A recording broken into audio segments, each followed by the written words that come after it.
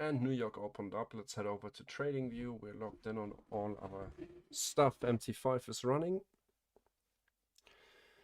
Discord is open. Let me already put that on my second monitor.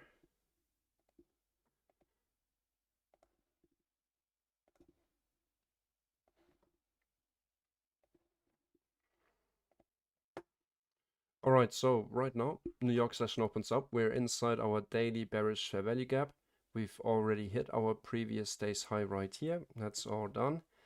And this would be my potential draw on liquidity if we want to continue to expand higher. This would be one of our first daily and weekly buy side targets right here at 4819. Let me actually turn on some music.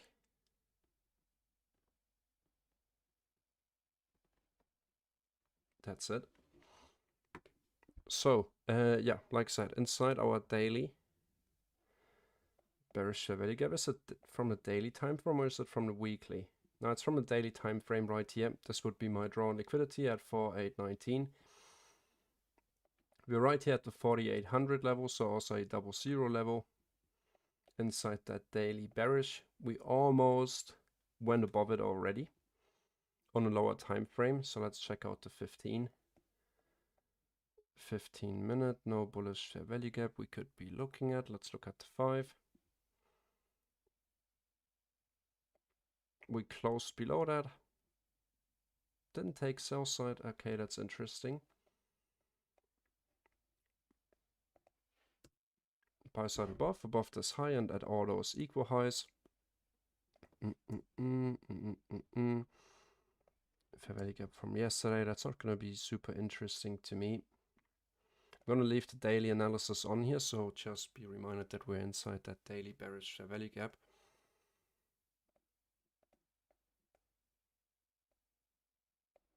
Start slow this morning. Bearish fair value gap right here. Break in structure right here. Took short-term lows. We have a bunch of equal lows down here. What else could we be looking at? Some more equal lows down here. Our previous week's high, represented by this red line here from the ICT all-in-one indicator.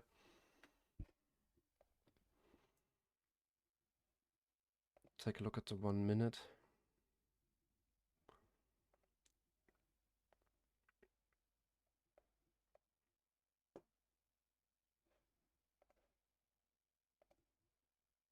And let's also take a look at NAS.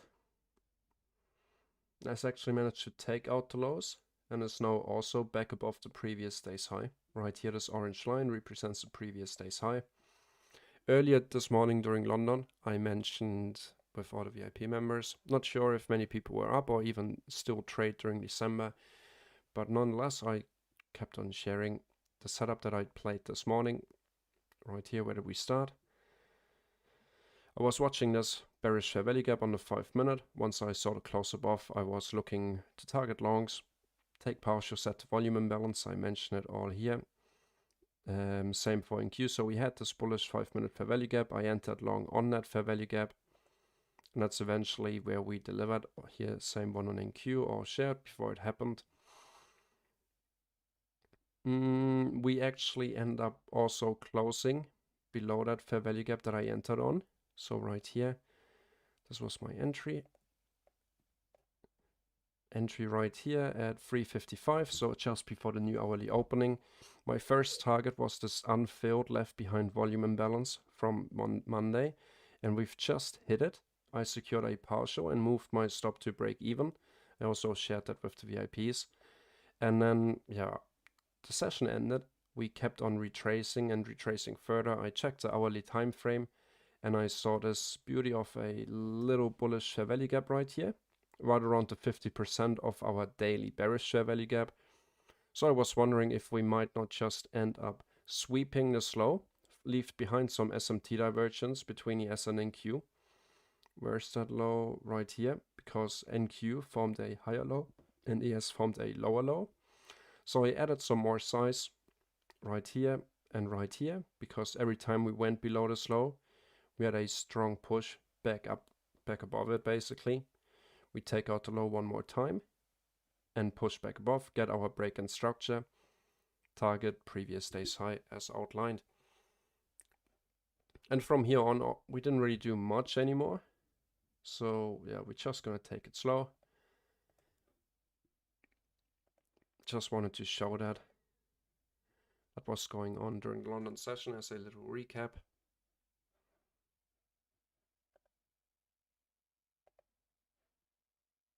That's my MT5.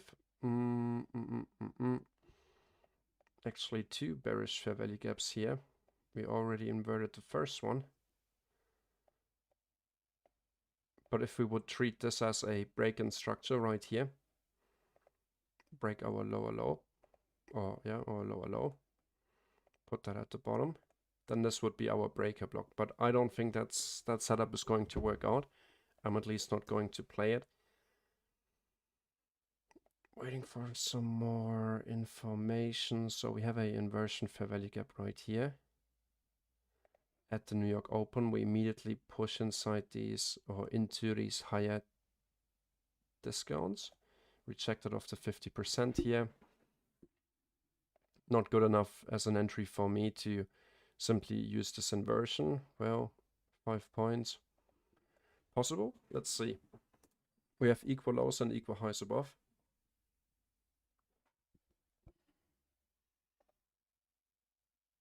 Let's see if we have any questions on Discord already.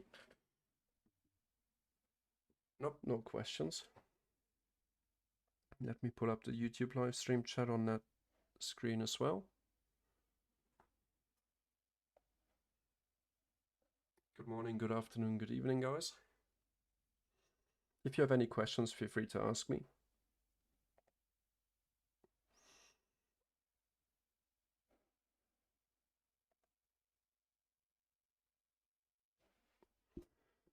Let's see where we can take this today. The time is 9:35.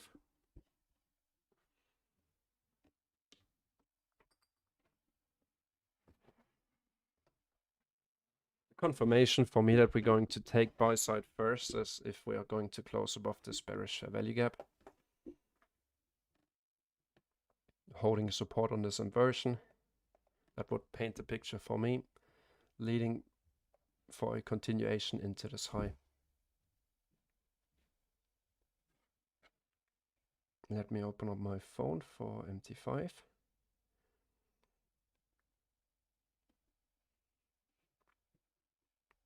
Now we actually even open up with a volume imbalance. That's nice to see. So we might just continue to expand. Let's check out the 1 minute. No 1 minute bullish fair value gap has been filled here. 15 minute, 1 hour, little 1 hour bullish fair value gap here.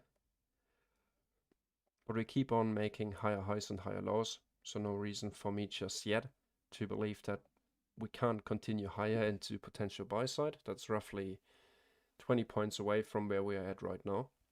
A daily buy side liquidity level. We're still inside our daily bearish fair value gap, this red area. So let's wait for this candle to close and play it 1 point at a time.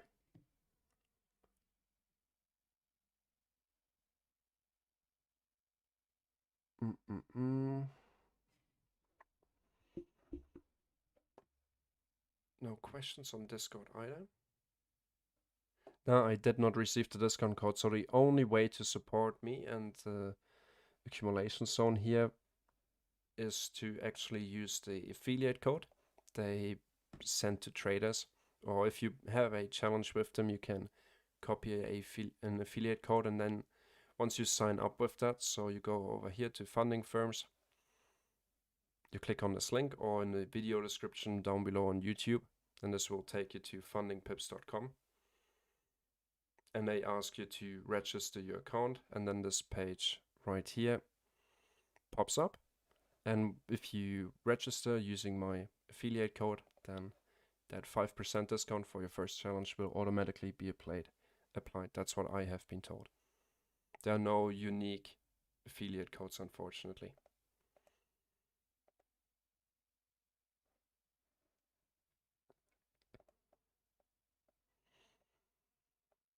And see where we closed. See that we closed above here.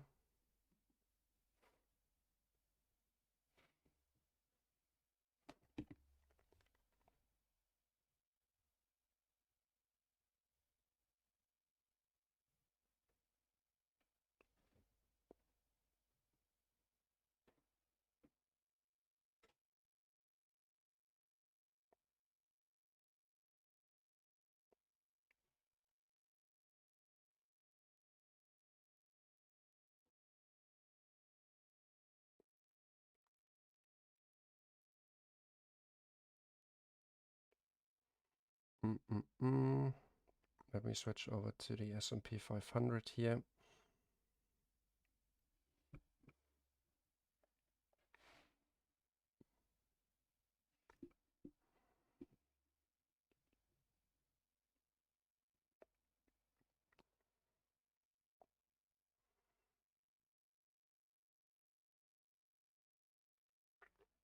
So now that we closed above it, I want to see being used as support. If we don't see that, might just not be the right time at the moment to, engage with price. So our second inversion fair value gap, overlapping with this nice volume imbalance here.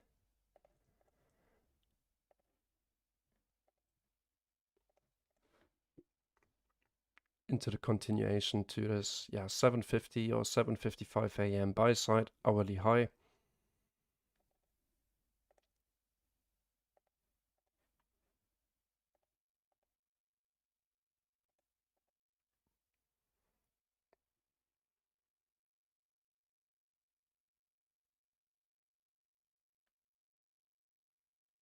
Yes, there should be lots of liquidity. So I'm actually in a long of this inversion fair value gap right here paired with the volume imbalance. A rough entry around this area. I can't be super precise with my MT5 funding pips account. So long entry, let me see, just around here.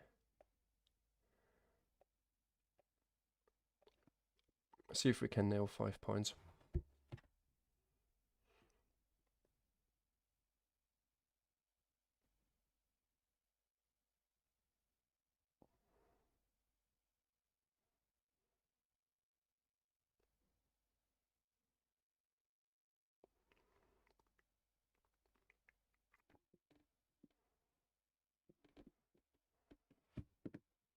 All right, we already hit buy side.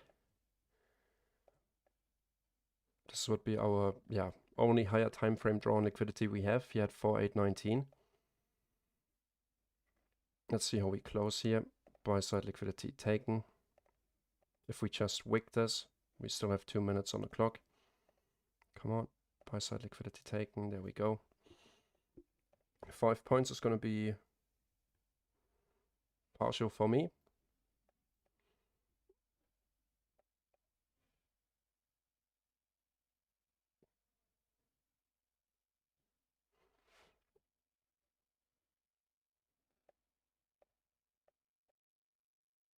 Let's see how we close here. So very easy to follow at the beginning of the stream. I mentioned that I'm focusing on this fair value gap. Once I see the close above, I'm willing to play the inversion for a continuation long. Not here to call a top or bottom, simply going with the trend. And that seems to be bullish right now. Let's take a look at NQ. NQ is also pushing higher. Formed a new high of the day. So let's see where we're going to close here. We see that we just reached the high of our daily bearish fair value gap. Close above that would be nice to see. Let's see.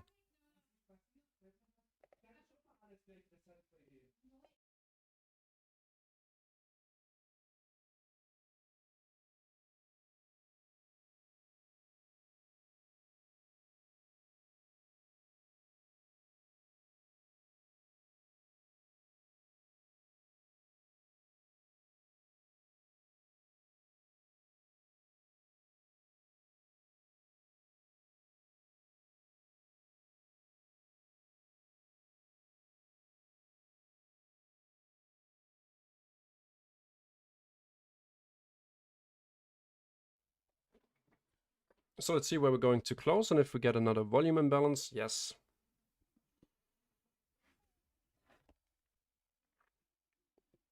So still in the long. Let's see if we want to push higher. Stops already protected at break even. Take a quick look at NQ.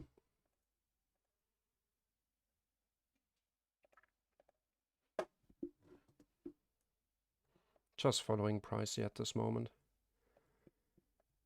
Not a confirmed volume imbalance yet. We would like for it to remain open. That's not what we want. We're going to use this little drawing tool right here to draw up the volume imbalance.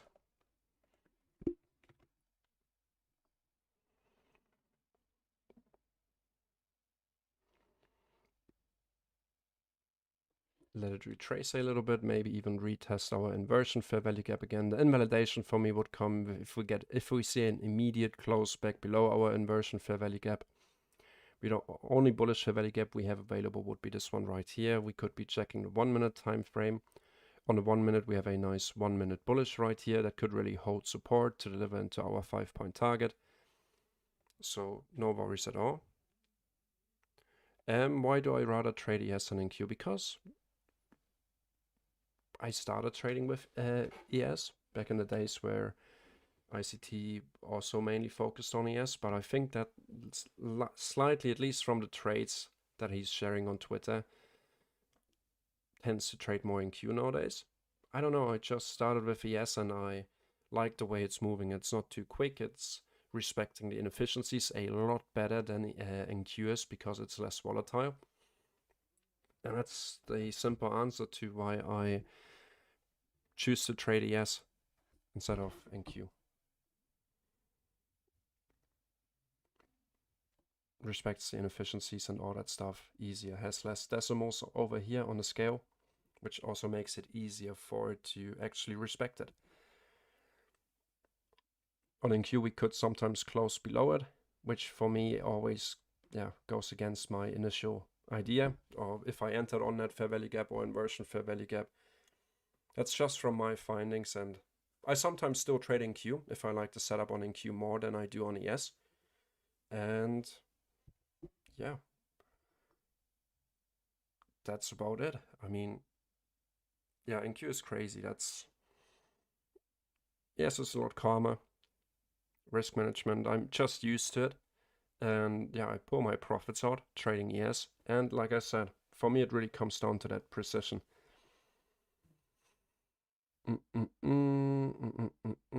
Check out Discord. 50% or 75%. I'm in with 2 smaller positions, 2 lots. So if we hit that 5-point target and we stay in bullish order flow, there's no reason for me to exit the trade just yet.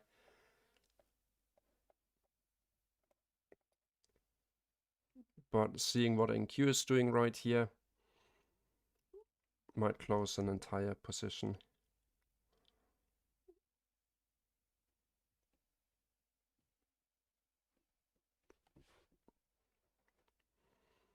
Keep an eye on NQ here. This might be early confirmation. I mean, just look at those movements. That's why I like ES more.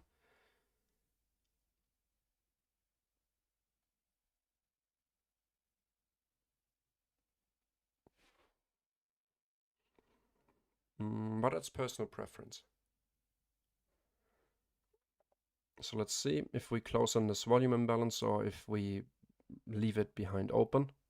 I would prefer it to be left behind open. And ideally also a close above buy side. Do what you think is right. If you think you want to short from here, stick to your opinion. Don't get influenced by me at all. I'm just doing what I do.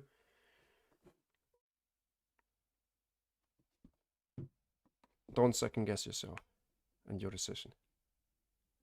We got good liquidity below, but I just don't see it yet on ES. On NQ, yes. Secure your profits, so your risk management, that's all on you. If you simply wanted to do a quick scalp of a volume imbalance inversion fair value gap into buy side, well, there you go. I'm just used to my 5-point target, and I think it has the potential to hit that, and that's what I'm doing. You can see NQ already looks like it wants to go lower. My stops are protected at break even, like always.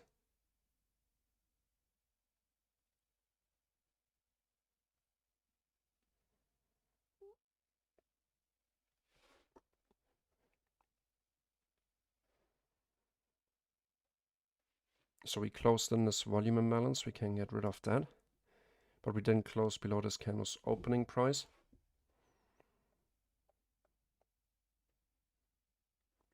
Let's see.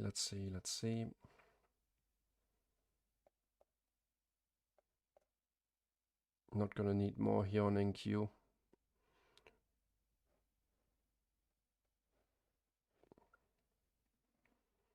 Look how much easier, at least for today. On some days that's also different, but how much easier it is to follow order flow here on ES instead of getting chopped around on NQ. Not chopped around, but you know what I mean. 1 minute time frame.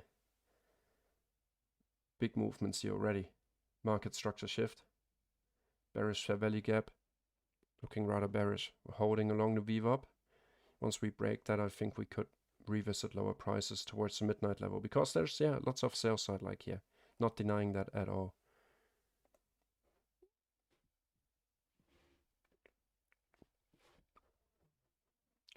Not at all. But I also don't want to get influenced on what's happening over here and on NQ. That's why I have it most of the times closed. I follow what I see on ES, and on ES I don't see that yet. Nothing to worry about, and we're just about to our 5-point target.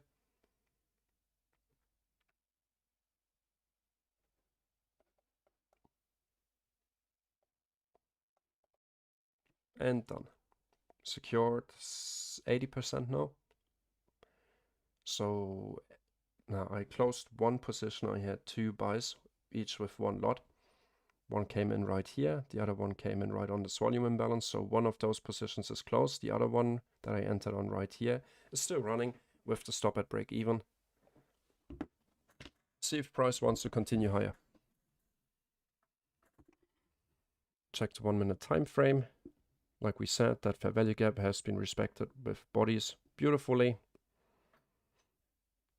Equal highs, we took those equal highs. Yeah, just going to continue to follow the order flow here. Now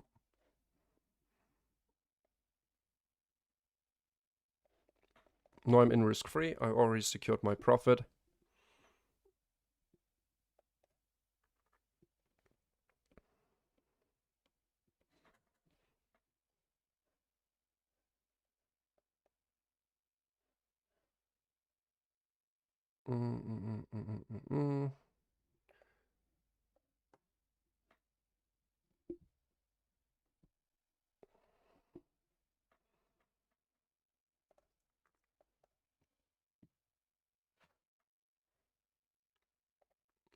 Yep, that's right. We're killing the funding pips challenge.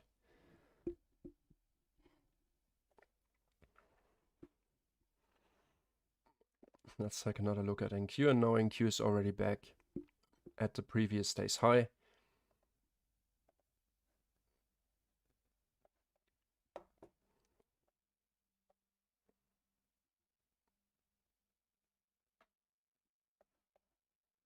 And let's see. I'm on the 15. That's why. Okay, now it makes sense. And next 5-point target hit of the inversion fair value gap entry.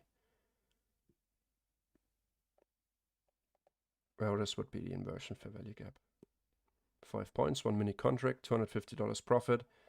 Risk, well, I placed my stop loss down here. It would be a negative risk to reward, but I had a pretty good conviction that we're going to continue higher.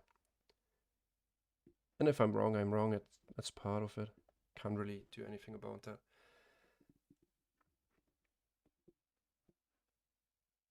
So let's see if ES wants to continue to push, and NQ just fake traders out to the downside here, and we actually end up continuing higher.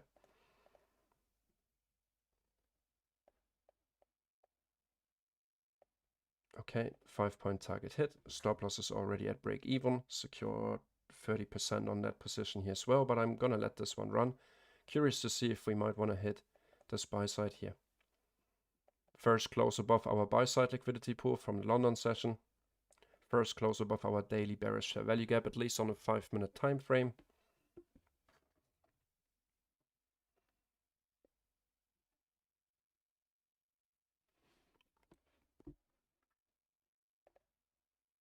One minute. There's no point in going back all the way on the 15 or 1 hour chart to find some lower time frame liquidity. We could. Let's go to the 1 hour and see if we can find anything just around those levels. So this is our daily bearish fair value gap. Right now price is sitting here at 4808, and on the 1 hour chart, yeah, there's no buy side except this one right here.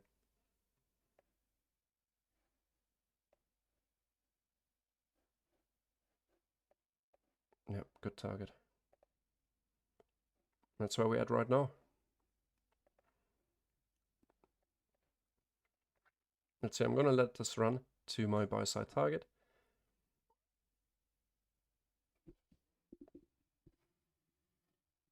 Earlier I actually fat fingered. I thought I'm entering with one lot on ES, but I actually entered on NQ. And immediately I was in $100 drawdown, so I closed it really quickly. So right now I'm up $100. Securing this one with one lot at 5 points, that's 250, right around $150. Yeah, it tends to happen because earlier before the stream I checked ES and NQ on my phone on my MT5 app to see what it looks like, preparing myself a little bit. But then I left my MT5 app on the Nasdaq chart, and yeah, if I then enter simply with a market, yeah, I just didn't check it. Poor risk management or yeah, poor execution from my side, so no one else to blame. But it's okay, it happens.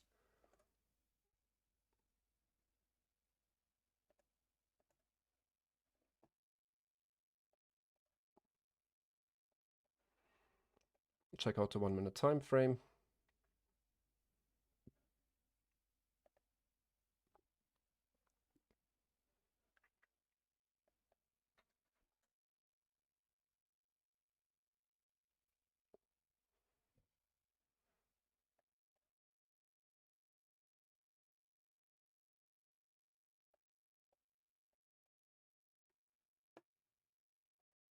That bad finger sucks.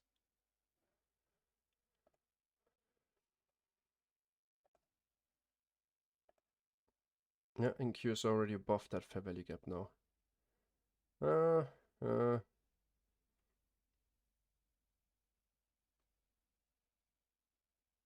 I think it's not going to be respected, just from my gut feeling.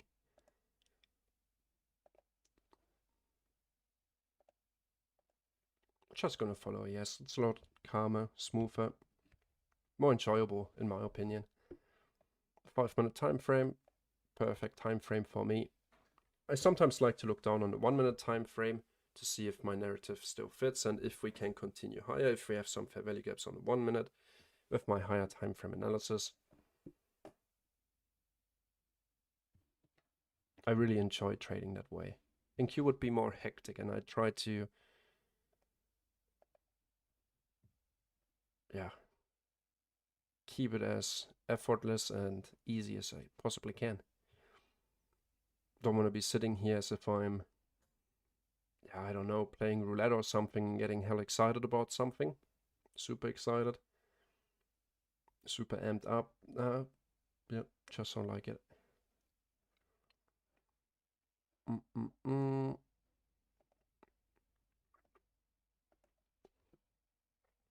I only switch over to NQ if I don't see the appropriate setup on ES.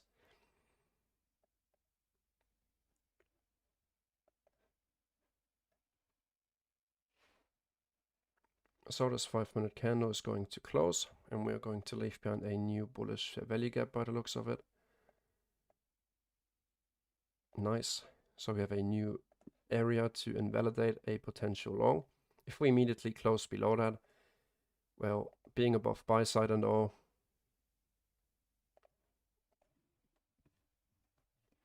that might be a good early sign that we're not going to continue higher.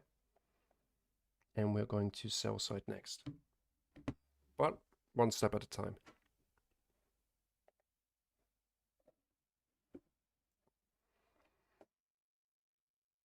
We're immediately below that fair value gap, so that's interesting.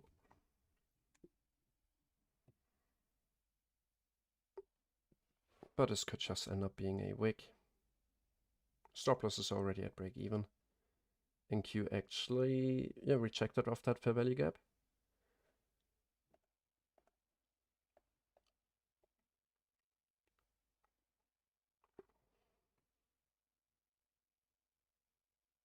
If you want to watch someone doing analysis on NQ, I would suggest you to actually, yeah, watch another live stream. I'm not going to do it as detailed as I'm doing ES.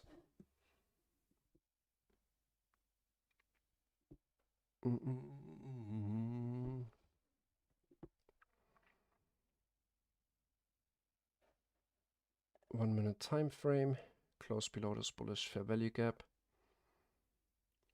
Plenty of short-term lows below that we could potentially target and equal low buy side, sell side, sorry. All right, I'm out at break even.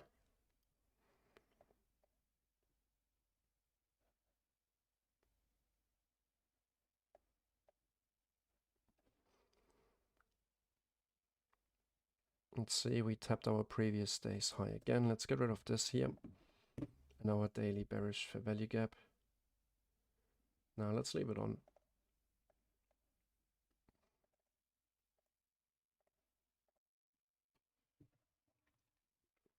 And see how we close first. This could just be a bigger wick. Once I get to close confirmation, I reiterate. Bearish fair value gap right here, equal lows. I see the potential to short if you trade 1 minute of this fair value gap. Being above the high of the day, above the daily bearish fair value gap. Ignoring bullish fair value gaps. Let's see how we also have a 15-minute bullish just below us.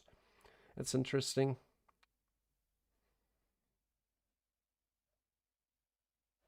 So on a 15-minute, we could still label this as a retracement, while on a 1 minute, it might look like a market structure shift, continuation into sell side.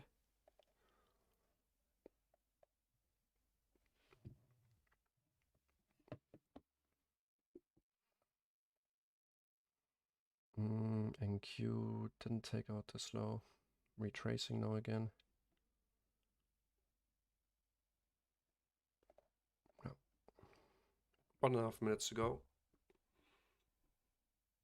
Yeah, same for me. Too short, I would like to see confirmation on the 5 before I do anything.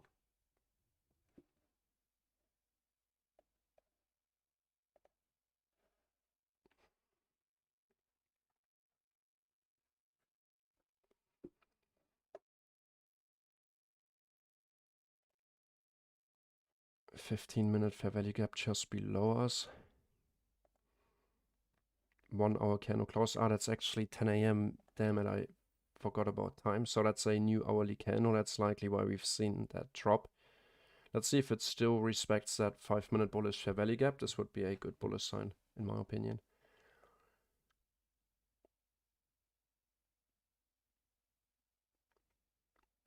So 10 a.m. came in, swept some lows here on the 1 minute time frame. We're now inside that 1 minute bearish. 20 seconds to go to see if we respect this fair value gap. Unfortunate that my break-even stop loss has been placed here. Or that I placed it. That's all right.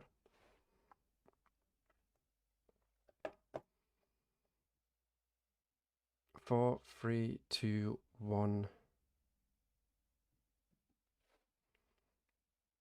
We close right at the low and open with a bullish volume imbalance. That's nice. Might still want to continue lower because we have our 1 minute bearish fair value gap here. But we could frame the opposite as well, just based on what we see on the 5. Retested the inversion, previous day's high one more time. Kept respecting the inefficiency, and that's why I like ES and why I prefer ES over NQ. It's really, really, really precise.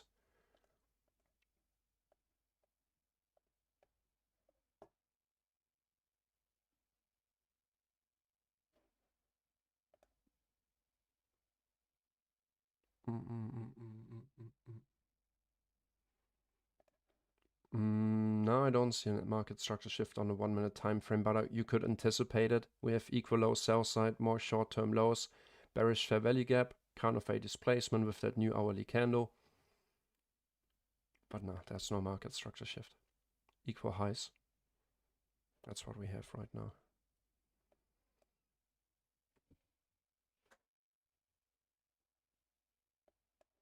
Now, unfortunately, that I hit my break-even level here.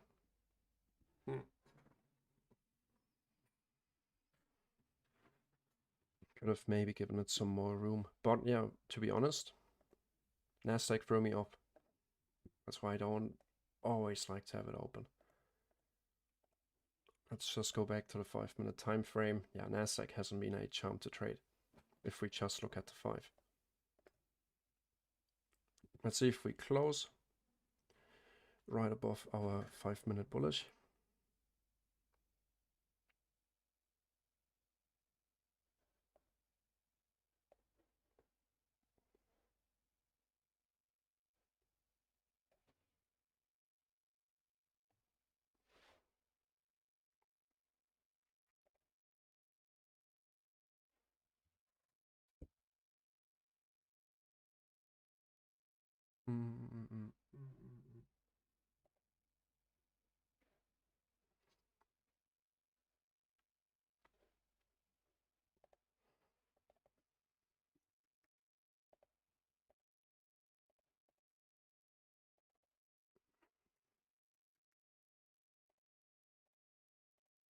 Inversion fair value gap and another inversion fair value gap. 12. Sell side below.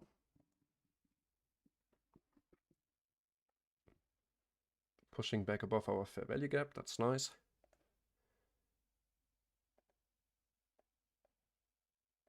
Let's see if we can take home 5 points from that.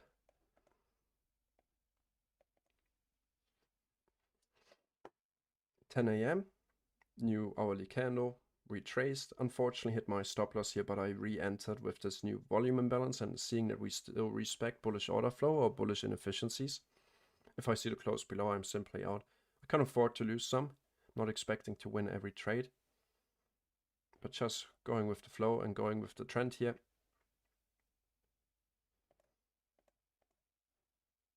NQ is sort of doing its own thing here, not really going anywhere, rather consolidating, not really interested in any confluence even from that. Most of the time it just throws me off track. Yeah, that was 30%, but still annoying. It just ticked my break-even level and then reversed.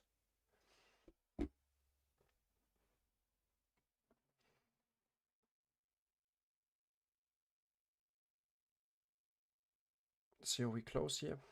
Ideally above our fair value gap. Like we said on a 1 minute time frame, we even have equal highs to potentially target. We're now inside our highest 1 minute bearish fair value gap. Just tested that.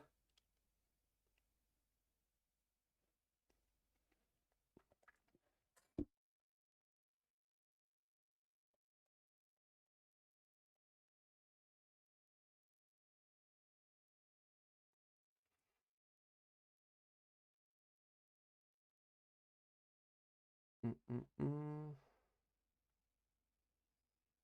10 seconds to go.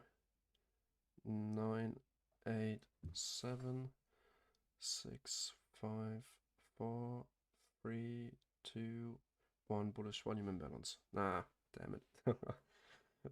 I always hope, if I'm long most of the times, I'm always looking for that next bullish volume imbalance. But we got a nice close, still holding support on this fair value gap. So I'm looking good with my re-entry right here.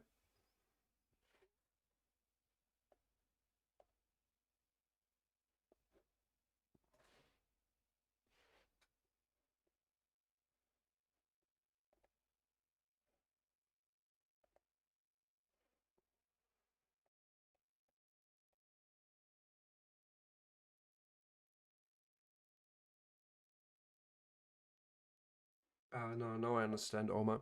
No, it wasn't 30%. I had two contracts running, one right off here of this inversion fair value gap and the other one of this volume imbalance longing.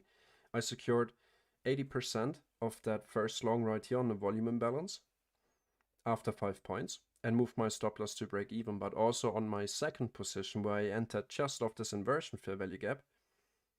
Well, I also moved my stop loss on that to break even after it hit 5 points. And yeah, I just tapped that level, so missed out on 5 points. Could have secured that, but damn it. It happens. So that's why I re-entered here. Still going with the flow. Can check the 1 minute time frame. Yes, likes to respect inefficiencies, even on the 1 minute. We're above it. Let's see if we can close above it. That would really confirm a new higher high. Keep in mind, right now, this price is our high of the year. Don't forget that. High of the month.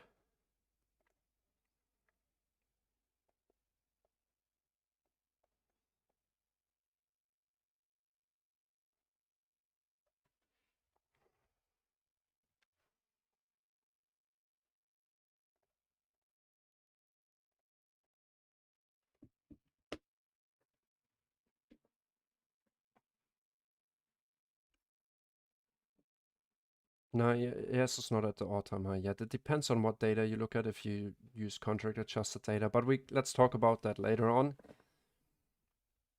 Nice, we took the high. Let's see if we can close above that as well. Continue to push. And that really gave it all away. See how precise the S is? Holding this bullish fair value gap, opening with a volume imbalance. All I need for an entry. And now we're running again with basically barely any drawdown at all to our next 5-point target.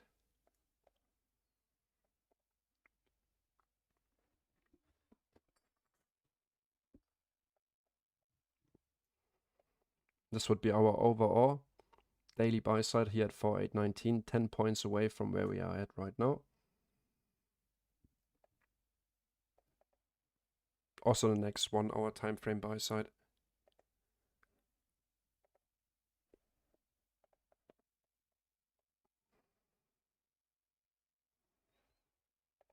One minute time frame, no inefficiencies being left behind. We take buy side. We have inversion fair value gaps that we could potentially use. Let's just wait for the 5 minute.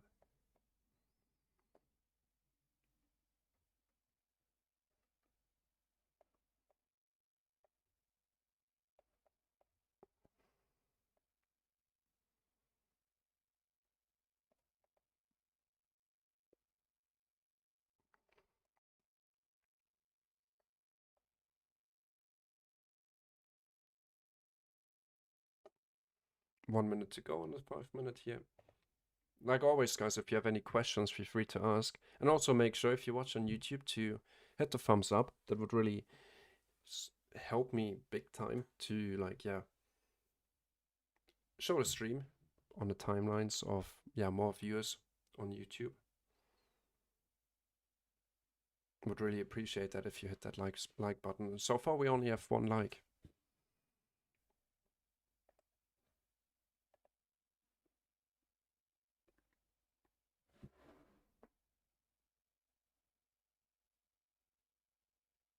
Yeah, that looks like a nice 2022 setup, what you've got there, Omar. About it, our 5-point target of our entry right here. We keep on expanding. 5, 4, 3, 2, 1. Almost hit it. Good enough. Nice closing candle.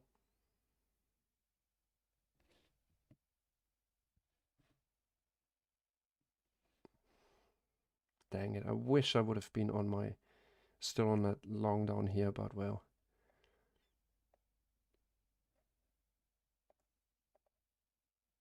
And Q eventually also is pushing back up.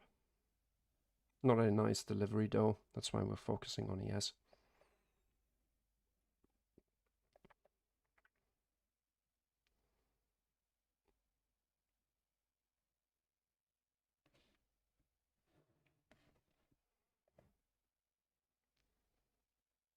Mm -mm -mm. 15-minute time frame.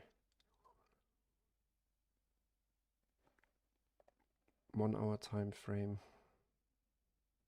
Retested the order block right here.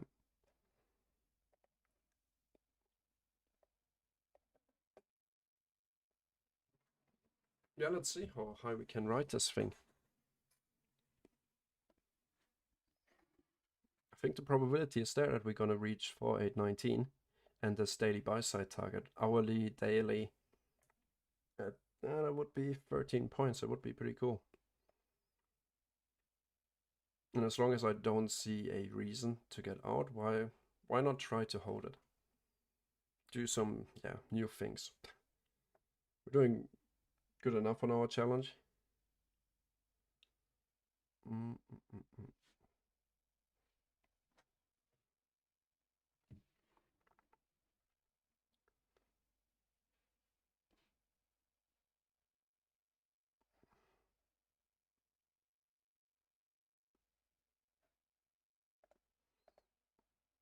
Did NQ form a higher high? No, NQ did not.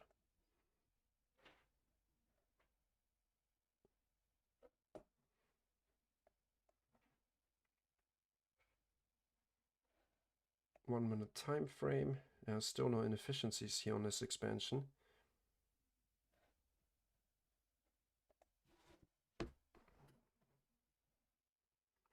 $10.15. That's also a new 15-minute candle opening right here.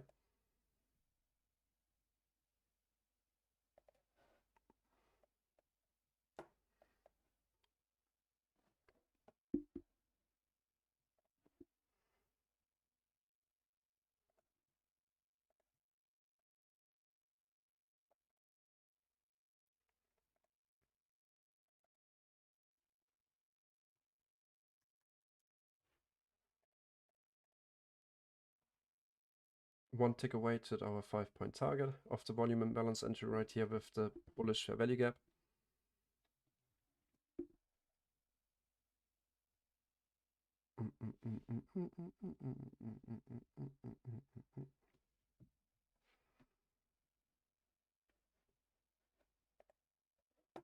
Anyone has been taking any trades on NQ with some feedback to share, or basically any trades, feel free to share it. I can take a look at them while we're being in this long.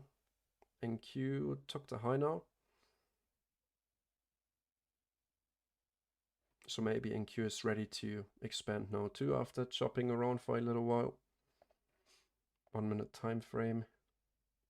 Oh, that would have been tough. I can't imagine that many people entered on this bearish fair value gap looking for more sell side.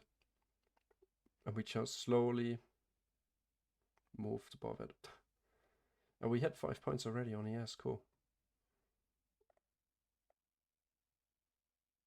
10 points.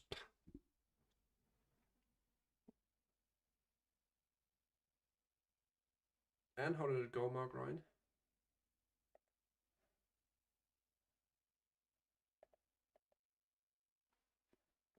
Feel free to send a trading view chart snippet into the YouTube chat and I can open it on my screen. We can take a look at it.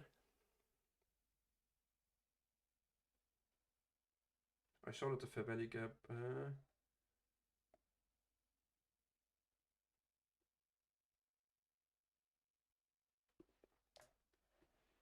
I showed it the inversion fair value gap at 1 minute at 9:42.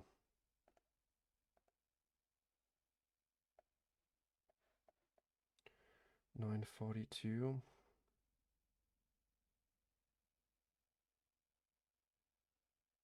Okay, shorted that inversion fair value gap. And targeting. Okay, you went long and short here. Not looking for much, not looking for that low of the day. That's fine. That's nice. Well done. Good job. Only yes, I see that we open up with a new volume imbalance right up here. And that we also have a new bullish value gap. That's nice. Perfect.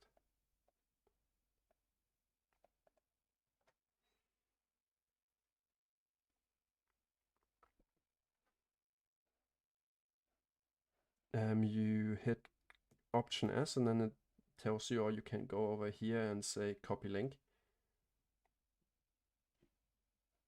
Yeah, copy link, and then you paste it into the chat.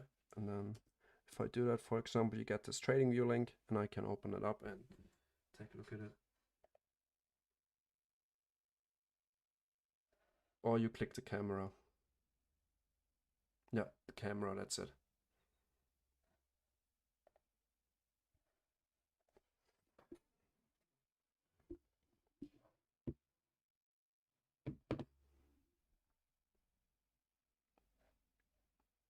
I'm very patient today, that's interesting, with my trades.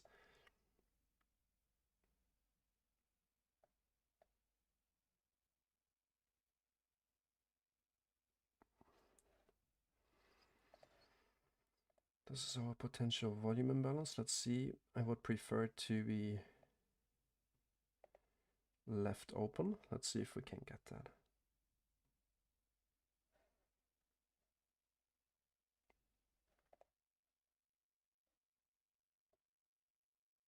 Did you send the link yet, Ryan? I don't see it.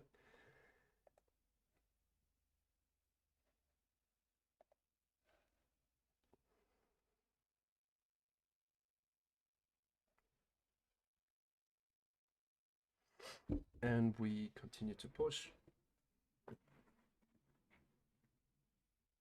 Like I said, this chart at no time at all told us to go short. At least the S didn't. So I didn't waste a spare second trying to look for shorts.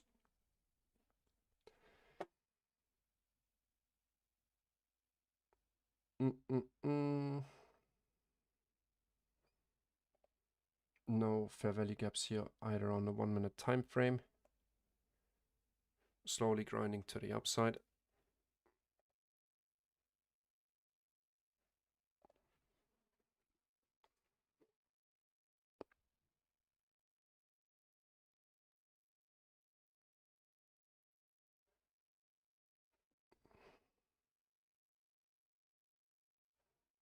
Fair enough. Makes sense.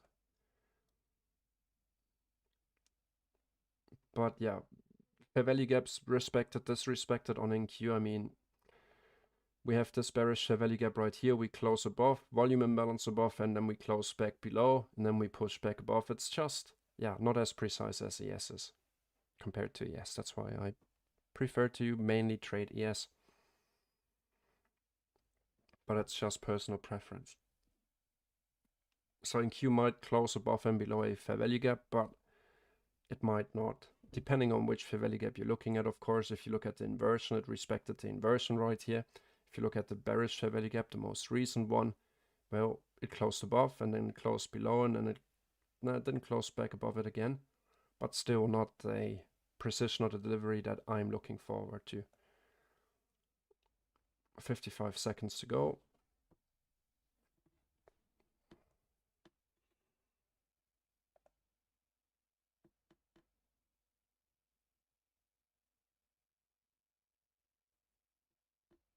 Yes, I used to have a similar issue that once we take buy side, I'm only focused on the short, and I'm completely, yeah, blending out that we could still continue higher until I have my confirmation for the short.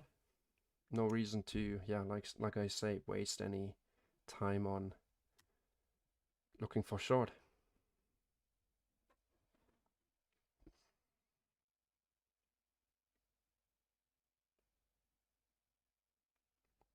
If we would have closed below this bullish fair value gap, yes, that would have been a different story. Then I would have maybe looked at potential lower prices and tried a small risk short of the inversion fair value gap, also based on what we saw on NQ. Because NQ retraced much deeper, but we didn't. So no sign of any bearish order flow at this point in time. We have an inefficiency that we could retest. We're above our 5-point first target. Might secure some partials this time.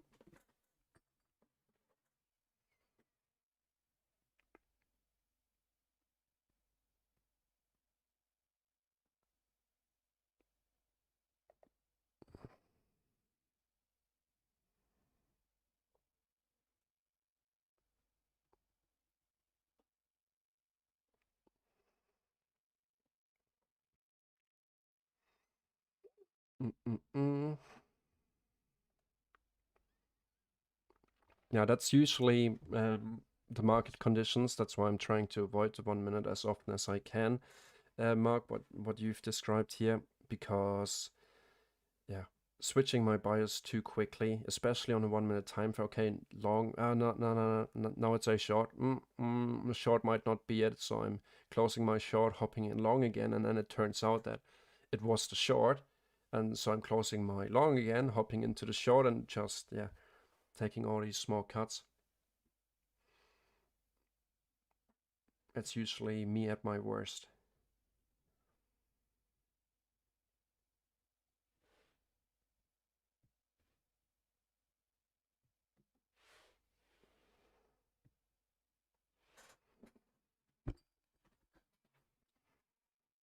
All right, I secured 80% of my position up here. Be content. We might retrace into the inefficiency, and before we continue higher, if not, I still secured my profit. Nothing wrong about that. What's the time anyway? It's 10:25, so that 5-minute candle close is gonna mark out the close for this 15-minute candle. We're not gonna leave behind a new bullish 15-minute fair value gap. Let's see.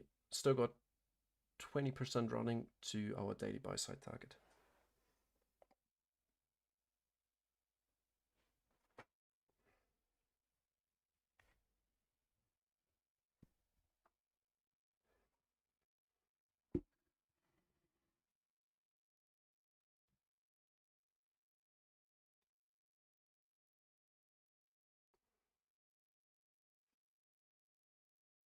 Mm-mm-mm. 1 hour time frame.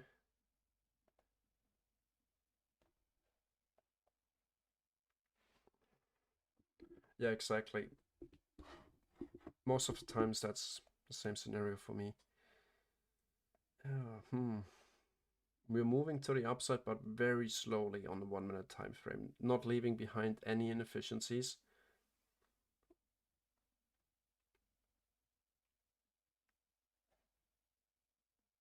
Not really sure about that, to be really honest. What I should think of that.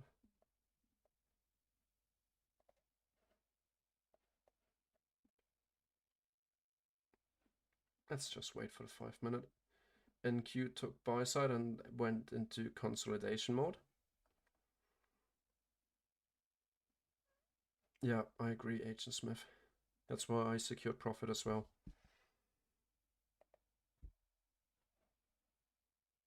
Thanks for liking the stream, guys. I really appreciate it. Now up to 5 likes. Maybe we can get it up to 10, and then we could take a look at gold or some other charts if you want to. But the core of the live stream is only centered around ES.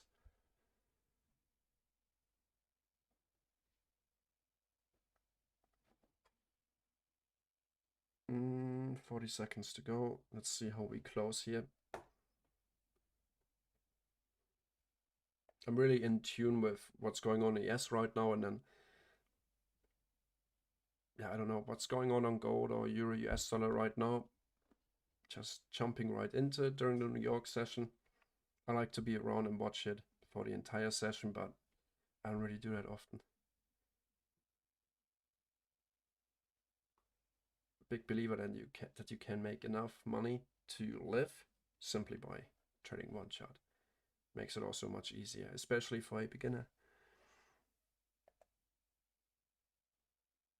You can join the Discord voice call by, okay, so 15-minute candle close, 5-minute candle open, volume imbalance still remains intact.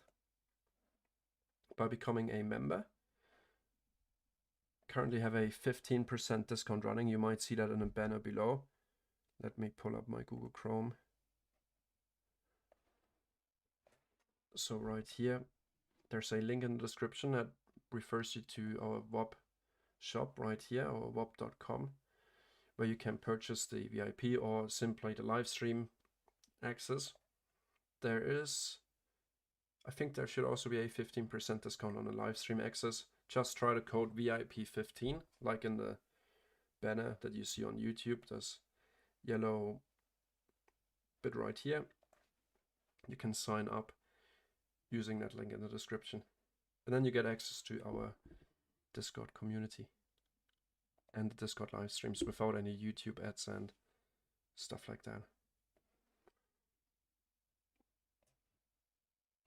Then you end up right here inside our VIP area, where I share my trades and my thought process, doing my tape reading during the London session, like this morning, looking for that previous day's high to be hit, the indicators, some more stuff about ICT concepts. Oh, we're moving to the upside on NQ. Want to focus on that.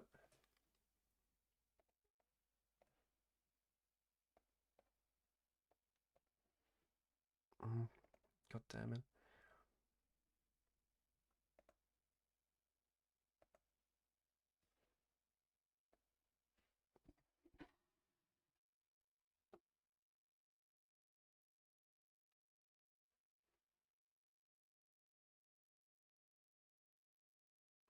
My age, I'm 24. Oh, I'm about to turn 24 in a couple of days, in 8 days to be exact.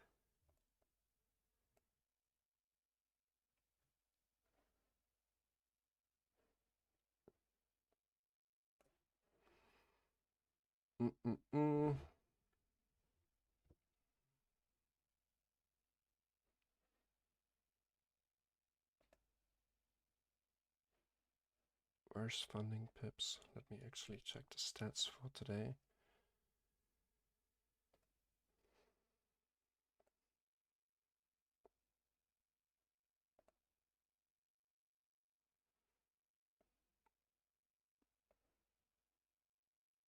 Okay, still got enough max loss limit and daily loss limit. Not that I lost much today.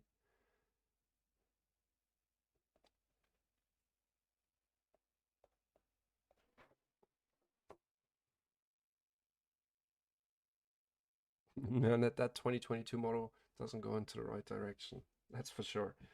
It's tough to trade the 2022 model on higher time frames, at least if we're in a strong trending market. We're in a strong trending market condition right now. I mean, it's hard to deny.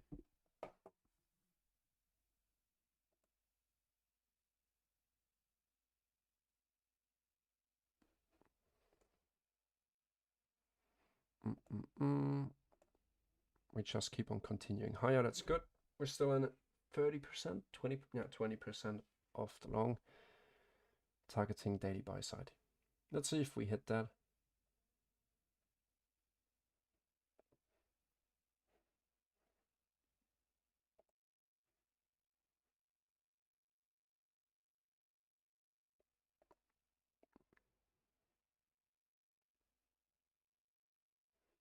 No, this is not a unicorn model. Well, I guess you could. I wouldn't say it's a specific model at all. It's just me reading price action, going with the flow, seeing price respecting discounts, opening with a volume imbalance. That's why I entered right here, and that's why we entered earlier right here once we saw 930. After the 930 opening, closing above this bearish fair value gap, targeting equal high buy side. So we went long right here, targeting 5 points. Then with 10 a.m., unfortunately stopped out at break even right here. And then I took the re-entry right there. So yeah, go with your gut.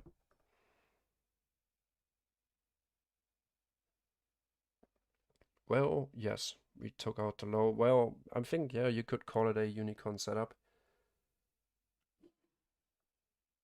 I have a much easier time not branding everything. Looking for that one specific thing that, I don't know, that can lead to you missing other setups or me missing other setups if I'm just focused on the unicorn setup. But yeah, we formed a higher low, higher high right here. We shifted structure to the downside, but instead of continuing lower of these two bearish share value gaps, we actually pushed through them. And once we sort of close above on ES with the precision it delivers with, we use this volume imbalance and the inversion fair value gap for our long to hit buy side and 5 points. We've hit that.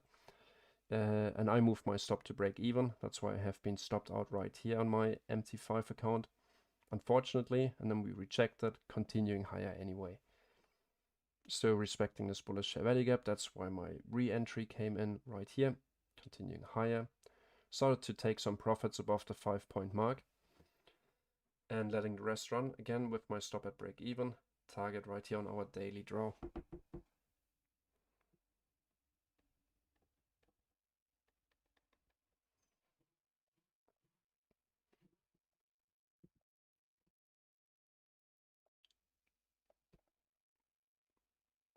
If we look at the daily, let's take a look at the 1 minute.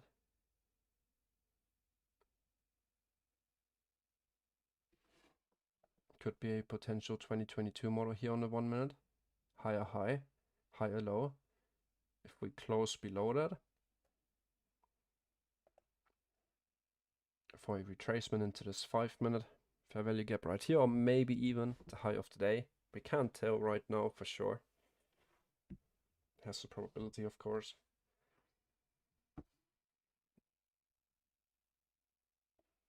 Yeah, that odd daily high is coming in at 4,819.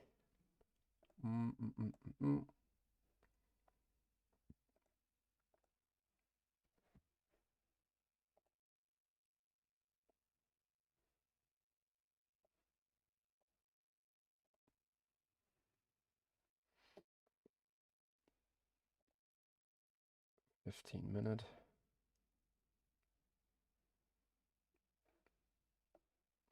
So since the 9:30 open, all we've got is bullish 15-minute candles. Just keep that in mind if you're trying to short it. Of course, eventually we're gonna break that uptrend, and with 90% certainty or likelihood, with an opportunity on a 1 minute time frame, because there always is if you look for an opportunity.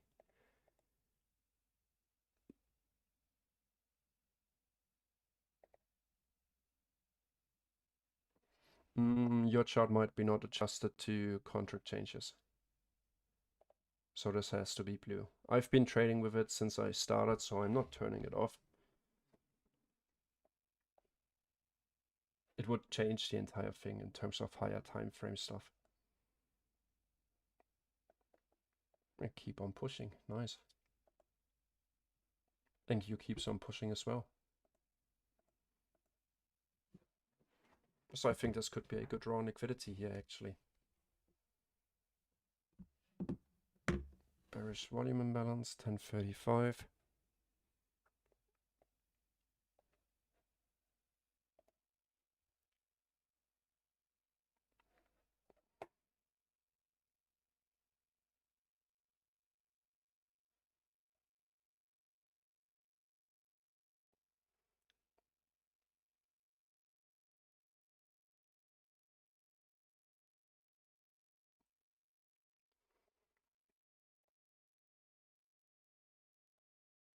Now we're starting to go sideways here. We took the short-term low, rejected. Now I prefer watching the 5 minute time frame today.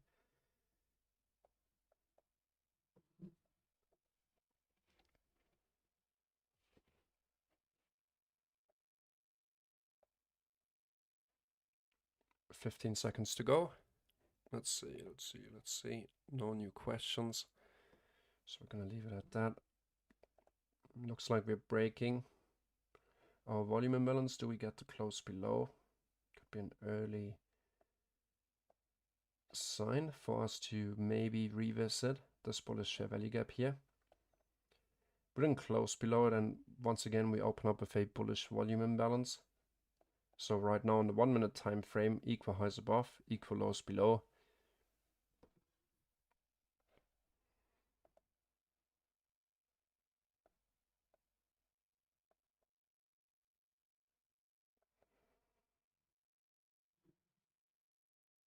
Let's see what we're going to do here. Stop loss right here at break even. Already secure profits at the 5-point mark. A little bit above actually.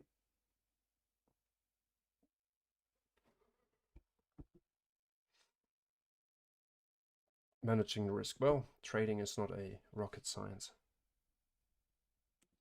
I used to make a rocket science out of it, but it really isn't. It's about risk management first. So let's see. With our bullish share value gap, are we going to hold support here? If we fail to hold support here, well, we reject appropriately. Let's look at the 1 minute. But we still have 3 minutes or 4 minutes almost on the clock. NQ, well, respected the bearish share value gap. Last time we checked, we were up here. Continued once again back to the VWAP. And we see how all these different bounces originated from the VWAP right after 9:30.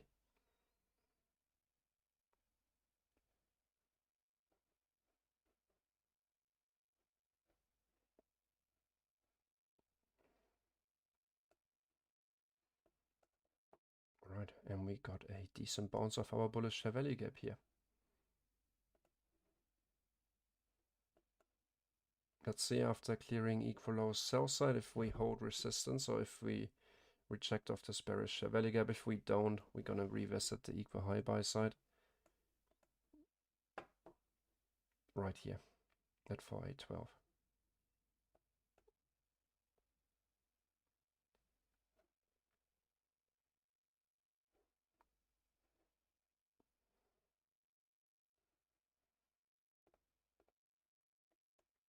Built on this entire bearish share value gap, balanced price range. So we had a bearish share value gap right here, and then we cut through it with a bullish share value gap, and we cut through it again with a bearish share value gap.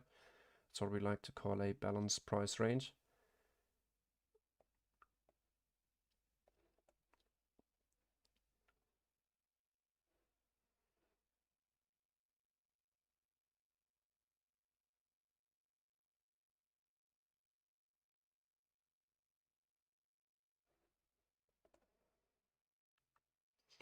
We fill it in and open with a bearish volume imbalance.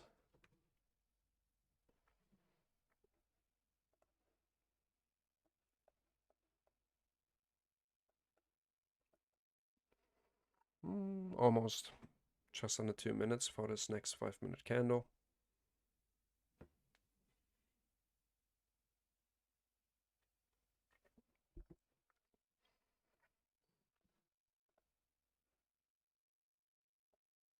Yeah, respected that 1 minute bearish share value gap, market structure shift and all that, so could be a potential 2022 model play, similar to this one right here, to target all these lows and the 930 low especially. Not going to take it though, but we see that.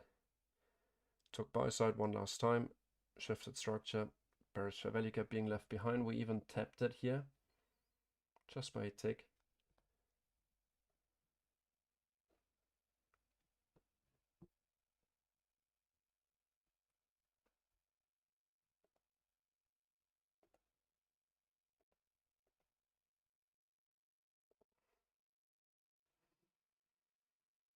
Mm, 40 seconds to go.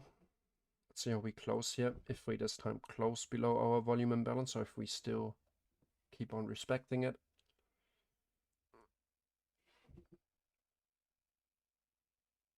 (10:40 a.m.)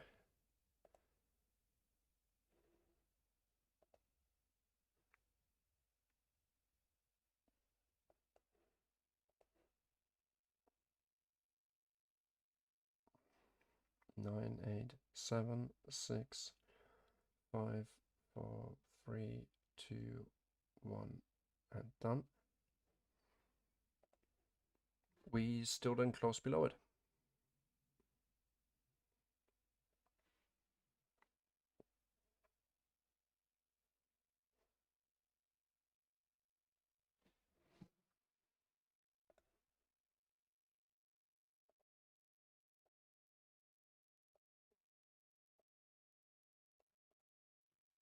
Would that be worth an entry? If anything, a limit order on this fair value gap.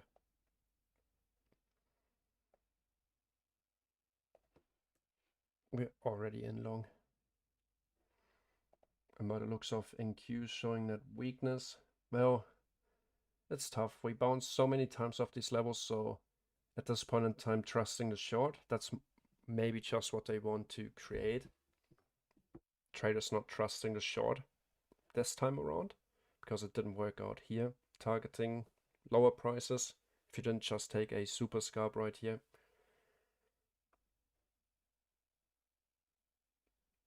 And this might be the time where it actually breaks and accelerates lower to sell side liquidity down here. Might.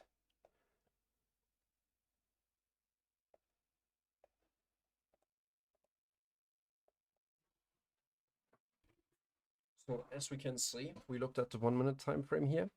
We respected this bearish value gap, and we said once we see the close above it, we could target equal highs. Still don't like the fact that we have equal highs above, but on the 1 minute at least, we're starting to respect bearish order flow. So that's a first sign of bearish order flow.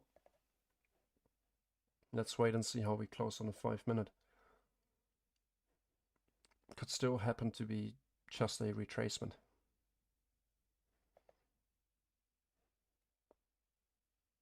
Started to switch gears at around 10:30. 10 a.m. low right here.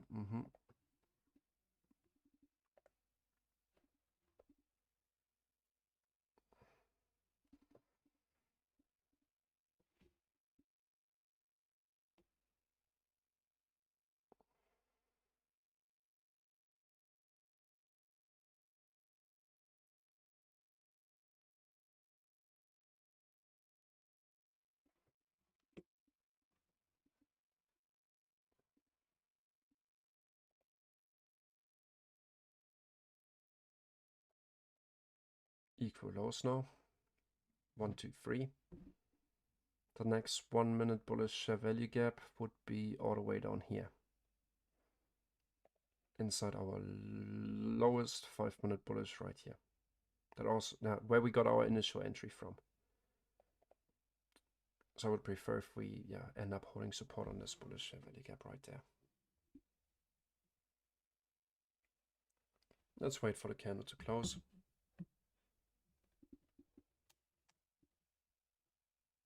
I use an indicator actually, ICT all-in-one indicator right here.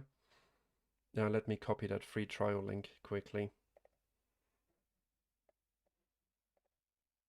WAP.com. It's also available inside our accumulation zone, WAP.com shop right here, the ICT all-in-one. There's a 25% discount code using the code ICT in capital letters on the ICT all-in-one membership. Let me grab the free trial code here for the live stream.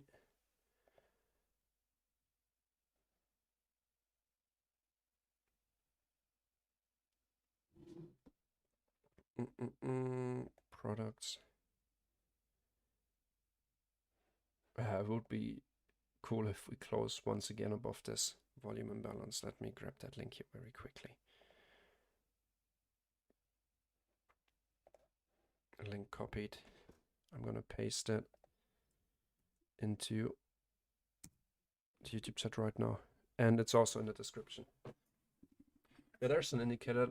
A little while ago I started to create or code an indicator called ICT all-in-one, where I try to combine as many ICT concepts as possible into one script that I can easily manage. So if I zoom out here, previous day's high, previous week's high, and all that stuff, midnight open, 8:30 open, higher time frame candles. There's an entire video on my YouTube channel where I cover all the features, but to cover a few of them: daily open, regular trading hours opening gap, new week, new day opening gap, multi-time frame fair value gaps, multi-time frame volume imbalances, power of 3, SMT divergence, kills, all kinds of stuff.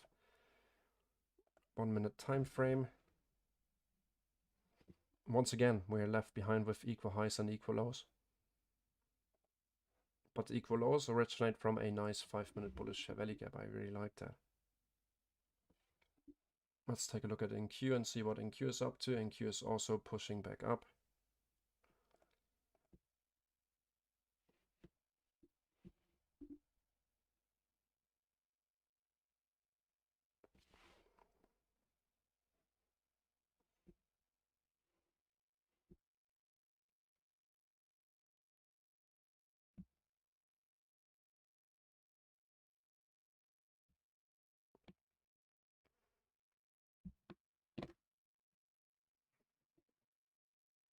Still playing inside this highest 1-minute bearish or balanced price range.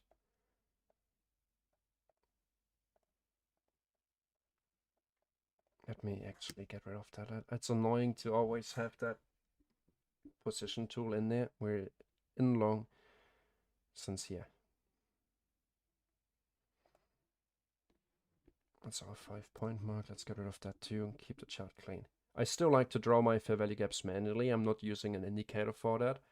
But yeah, for stuff like the previous day's high, especially when I'm outside on my phone and I want to look at specific ICT concepts, all I have to do is I open the indicator window on my phone, and then I can turn on, turn off different things. If I cannot draw the fair value gaps and all that stuff, I simply turn on the multi-time frame fair value gaps, volume imbalances, power of 3. I can actually turn on the power of 3 concept to showcase it here quickly. That's our current daily candle. Look how bullish this candle has been already. You can load up to 10 candles on the chart here, power of 3.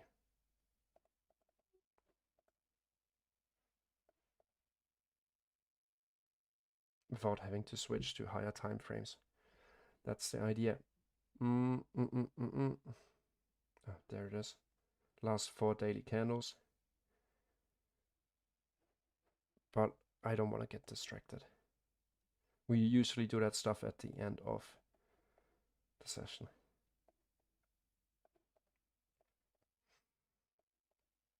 Still hitting a wall in this fair value gap right here.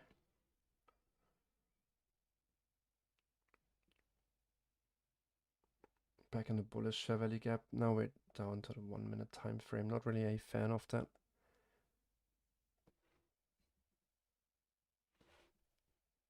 But eventually, if we're gonna get above this bearish, I think we would be using this bullish fair value gap here as support, delivering to this set of equal highs and that set of equal highs.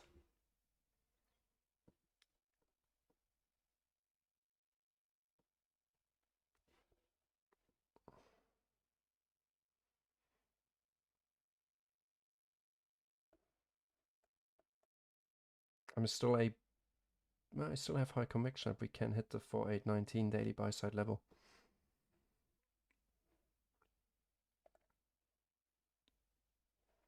Yes, I'm still in with 20% of this entry right here.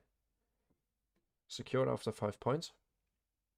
So now that I removed that, that's the entry.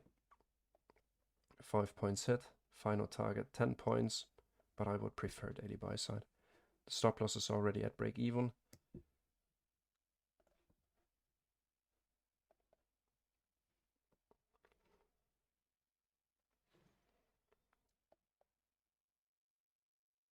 Let's see if we close above this bearish fair value gap now. Delivering off this bullish fair value gap right here.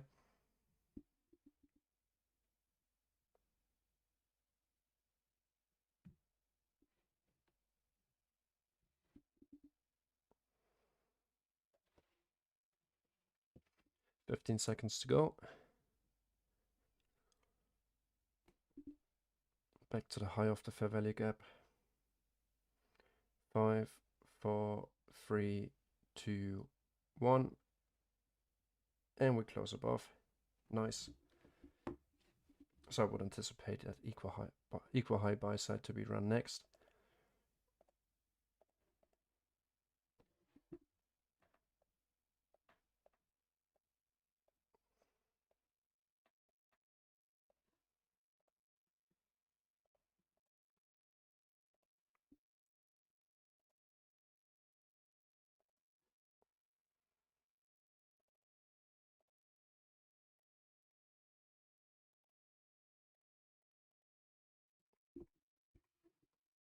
And just as promised, nice delivery of this bullish fair value gap. Let's see if we can take that and maybe actually continue up higher.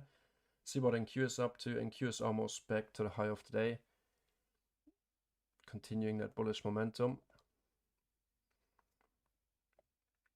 Like said, our ideal daily time frame drawn liquidity would be up here.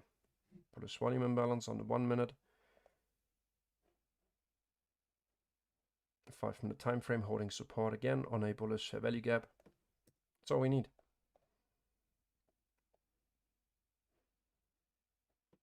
And even for a short, I like this more now because we now actually have proper structure in place. So we form a higher high, higher low, and another higher high, and a higher low, a distinctive one without a huge wick. Now we form a higher high, and if we break that structure, then we are up high enough to actually target sell side below here. So I wouldn't have to worry about, yeah, like right here, for example, if we would have shifted structure here. Not a big fan of it, but now we're starting to put those higher highs and higher lows in place. So even if we don't continue to our daily buy side drawn liquidity, then we can still engage in a potential short. And I like that. Let's see, one step at a time. So we took those equal highs. We might just end up consolidating now for the rest of the session. It's 10:57 also, so we get a new hourly candle very soon. Checking out the hourly time frame.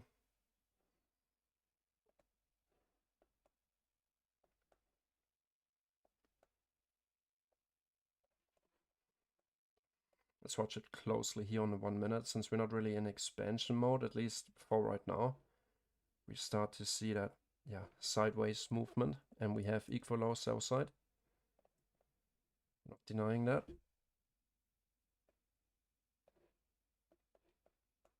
Continue to tape read on a 1 minute time frame.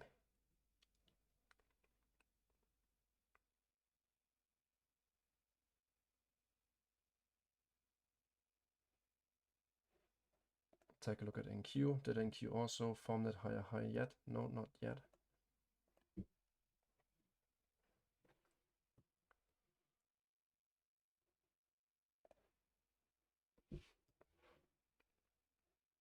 Once again, equal highs. Once the 5 minute candle going to close, it's 10:55. All right, that's interesting. So if we get a huge displacement with that new hourly candle, that would be nice to see. We're inside the macro right now.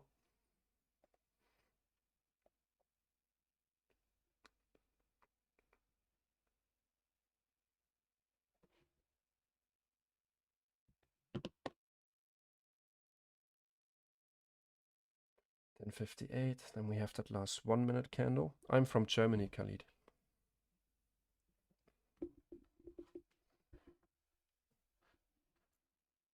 Going sideways right here at the high. Once again, leaving equal highs. How many points are we away from our daily target? 6. Possible. But we might also just end up chopping here, maybe. Already expanded a little bit. It's Tuesdays without news.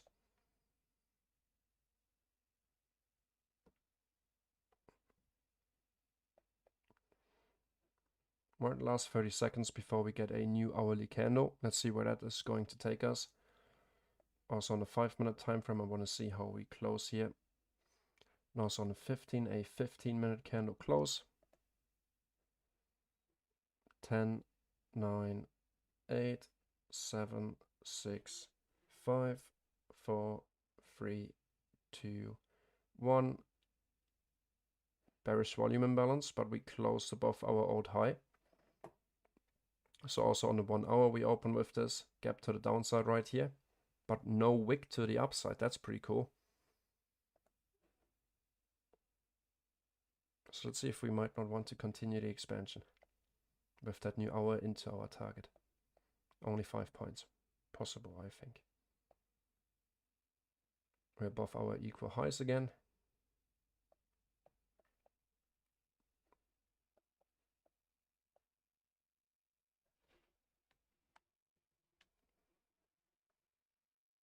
Most recent inefficiency we have left behind on the 1 minute would be right here.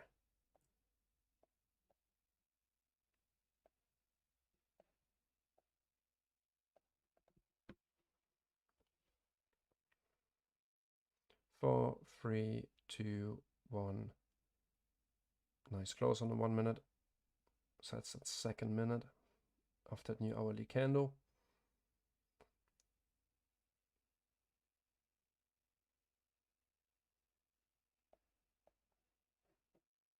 Five-minute time frame. 15-minute, no inefficiency here really. So I would use the 1 minute here as invalidation.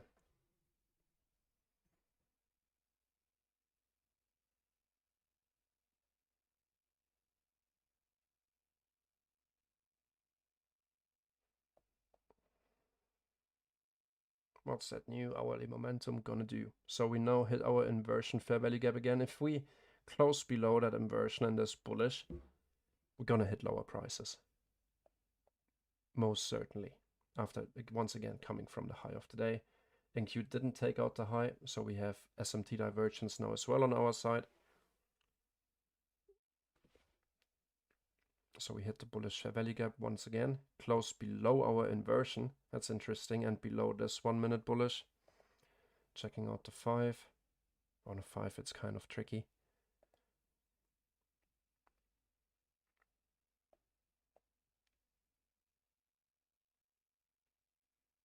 Let's see if we're gonna use this bullish now as inversion, or if this is just a new candle opening on the hourly time frame. It wants to, yeah, usually more volatile than most of the other 1 minute candles. Let's see.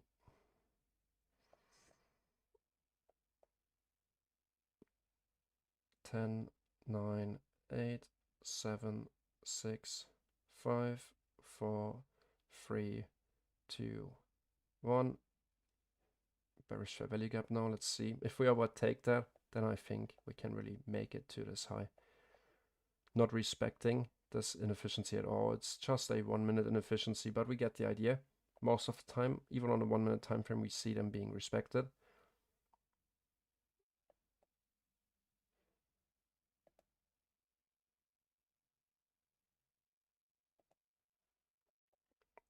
Bearish fair value gap.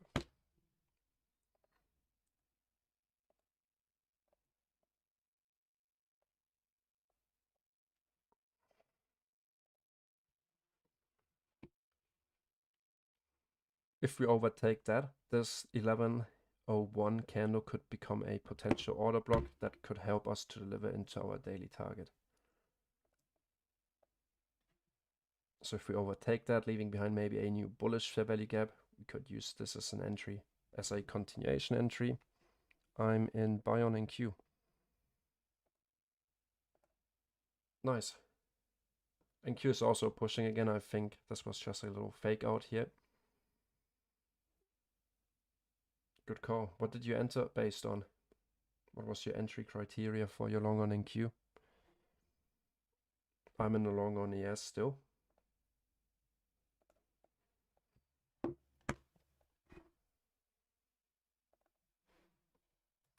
OB. Top right.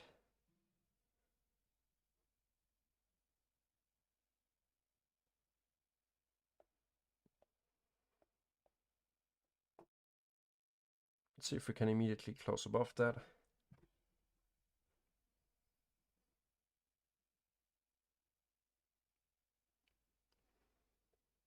NQ already back at the high. Inversion fair value gap confirmed. We open up with a nice volume imbalance. We have our order block. Beauty.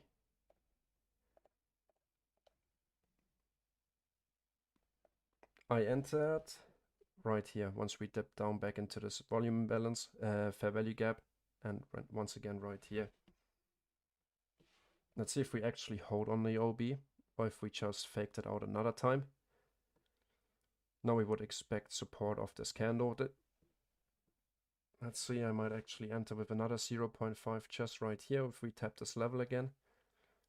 See if we can take an order block trade. And still in that first initial long.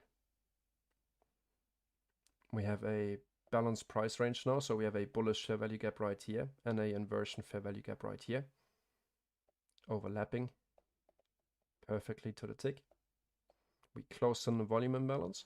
Let's see, 5-minute time frame. We also open with this volume imbalance. So this is also a 5-minute time frame volume imbalance. I like to put more weight on these. That's why I'm going to leave it on here.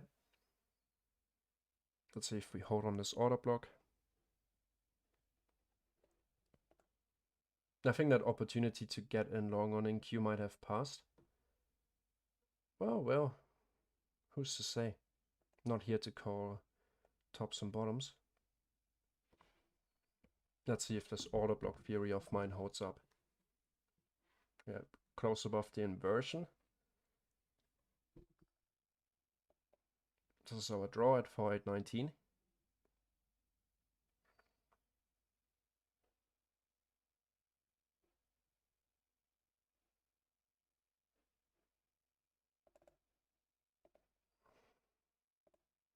Let's make this in that color. Because it's a balanced price range, we understand that we have a inversion fair value gap paired with a bullish fair value gap on the exact same level inside roughly 50% of this order block. So if we fail to hold this, I might get out of my long, but I will update everyone on that.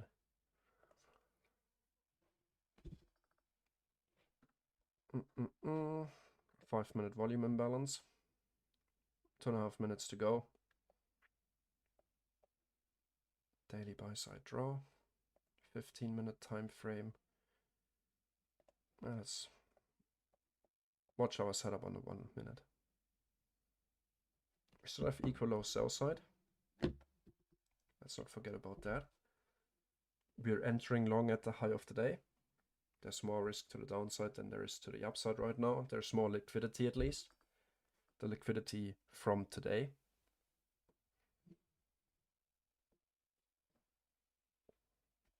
So we want to keep that in mind.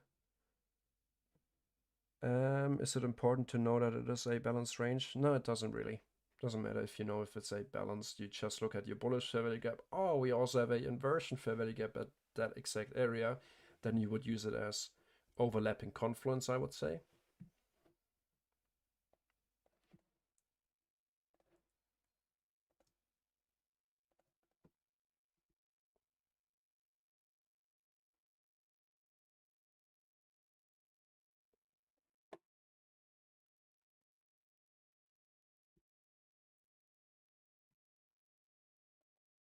So I'm in the long of our order block. 5 points. I'm just going to target my daily draw.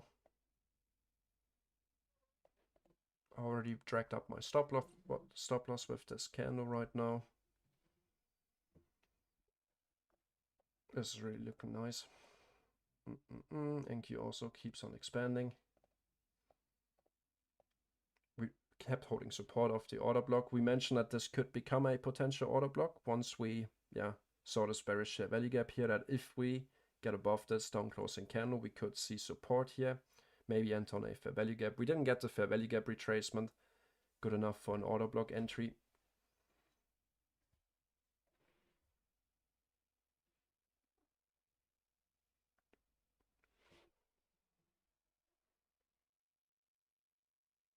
Let's see if we have any questions on Discord.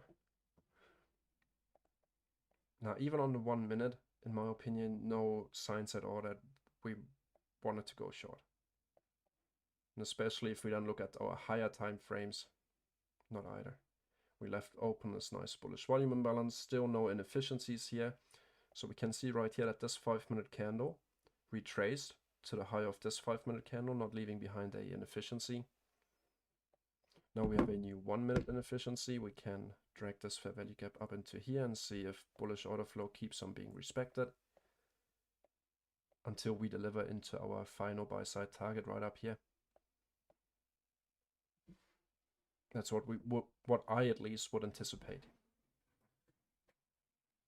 We've been right so far. Order block keeps holding support. Now we left behind a 1-minute inefficiency.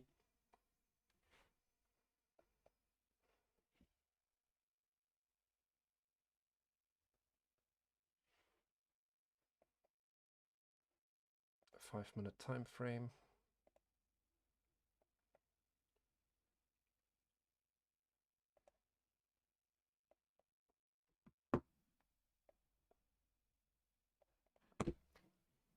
Much cleaner like that.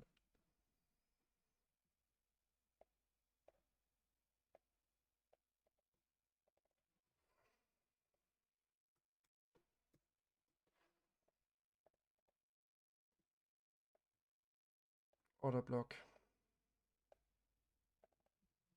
BPR.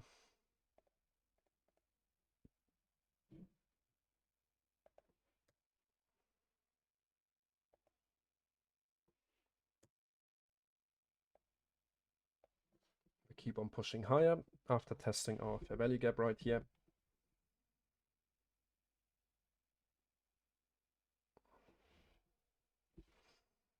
Let's see if we can hit our target right up there. I'm getting close to passing phase 1 here. Right now my account balance is at 53,655. I might pass the challenge if we, the first stage at least, if we hit this target.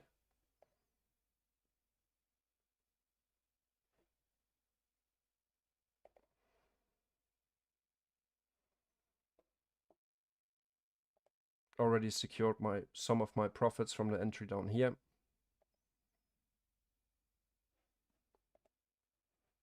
No point in giving that back, but we still know our draw liquidity is here, so my entry of this order block is still running for my 5-point target.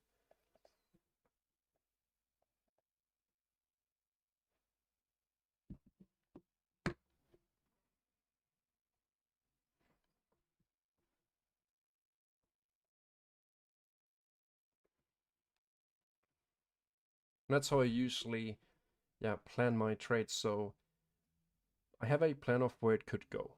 So that's a given variable. I have a, well, and then the question is, find X, where's your entry? If you think mathematically, find X, find the variable X, which in my opinion would be the entry. Okay, so we see we're in bullish order flow. We're starting to put the puzzle together. Bullish order block. Okay. Price wants to go here. I have a bullish order block here, a bullish fair value gap here, and a bullish fair value gap here. So how could price possibly deliver to our target? Well, it could deliver bouncing off the order block into our target. It could deliver retesting our fair value gap and then deliver into our target. We saw the 5-minute volume imbalance here as well. Also nice to see, so just an entry based on the volume imbalance, which has been nicely respected with candle bodies. We could enter off our fair value gap right here to our target. So we have our target, our destination. We use order flow in our analysis to see if we're actually, like, we don't have to enter long if we're in a massive downtrend. But we see we're moving up. We had a little fake out at this 11 a.m. opening, new hourly candle, but we immediately pushed back through this bearish fair value gap, confirming the bullish order flow close above this order block right here, turning it actually into an order block, holding support on it with a 5-minute volume imbalance. So we know the destination. We are just looking for the entry. And of course, sometimes your or my drawn liquidity is simply wrong, but there's nothing, wrong or bad about being wrong. That's why we have another safety mechanism in place that's called risk management.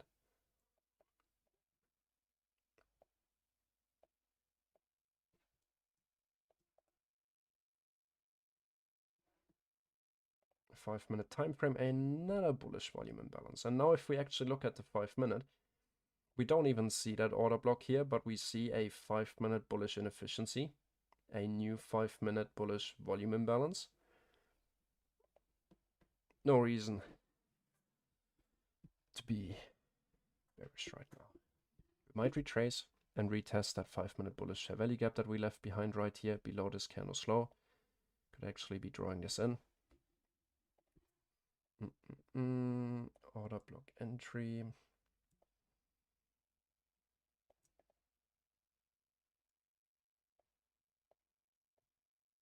And I don't actually know why. Well, I used to really struggle with these continuation entries, especially once we take buy side. I immediately expected or anticipated sell side to be hit next. Completely, disregarding. Like, I watched price continuing higher, seeing volume imbalances, fair value gaps, but it never came to my mind to actually enter long because all I was focused on was the short. And I think that's because I started trading ICT after watching and studying the 2022 mentorship series, where the main focus is on catching reversals after taking a significant buy side liquidity pool. And that started to lead me to only look for reversals, if you know what I mean. And then I had for a pretty long time actually a big issue trusting continuations, a big trust issue, because I anticipate reversals looking at the 2022 model. And after a while I started to consider, I'm watching price go up and up and up and up. Why don't I just use fair value gaps to frame my narrative? And that's exactly what I've been working on over the last year or two. And most recently, I think since summer 2023, starting to live stream on a Discord server.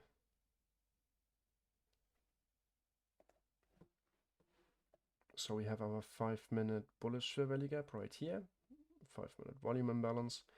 Once again, some nice engineered liquidity with plenty of equal highs.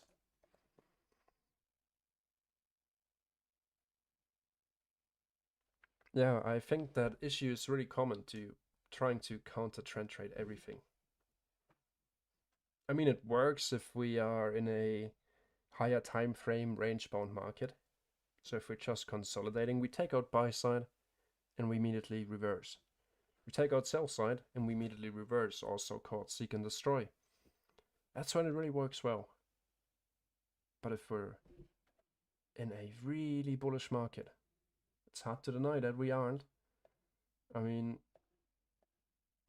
more zoom out here on the daily or even going to the weekly time frame. Well, even trying to short it on a lower time frame would have netted best results. That's, by the way, the buy side I'm looking for here on the daily time frame.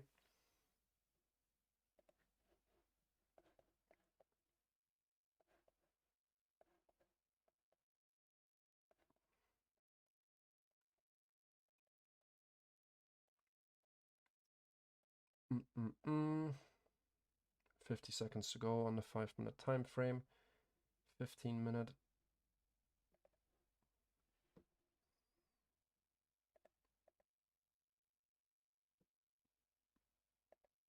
Yes. I would look for a nice 1 to 4 hour confirmation for a really good change in the state of delivery after really, I'd say if we look at the daily, maybe after we take this buy side, and it also depends big time on what setting you look at the continuous contract, if you look at contract adjusted or not.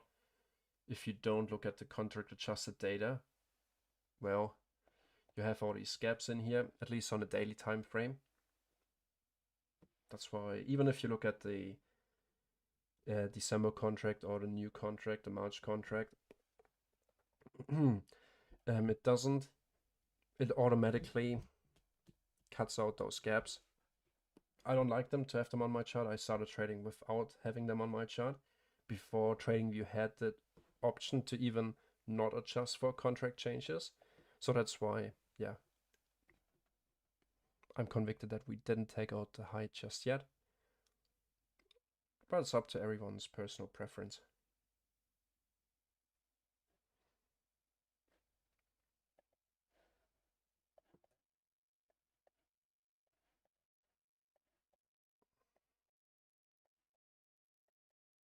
Mm -mm -mm. 5-minute time frame. Look what we opened up with, a new bullish volume imbalance.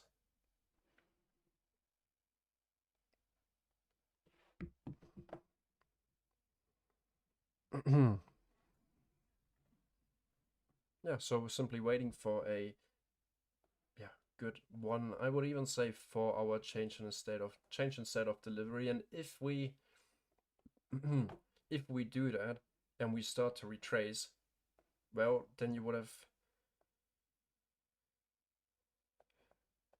well, I think eventually we even have to consolidate first on a daily time frame before we're gonna get some profit taking needs to take place.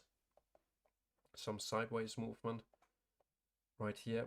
Daily time frame, where's our all-time high? Some sideways movement instead of a smooth uptrend. Like, I mean, right here also on the daily, barely any down closing candles, and then we started to change structure on the daily time frame, but we didn't continue lower. We spooked them out one more time,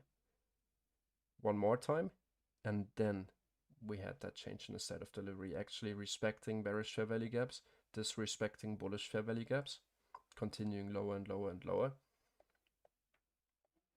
But it, yeah, I just use it for targets. Let's watch our 5-minute time frame here, because we're inside our bullish fair value gap by the looks of it.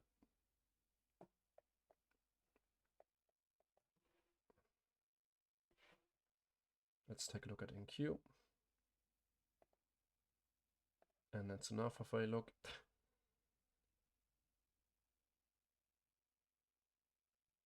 So just following order flow here, could even enter again on our 5-minute bullish fair value gap if we would want to. I'm not going to do that. I'm already in from this order block right here.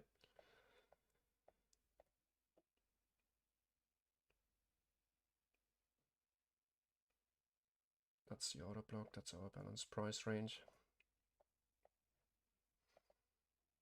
Let's watch and see how this 5-minute candle is going to close. Since we already look at the 5-minute time frame and the 5-minute inefficiency.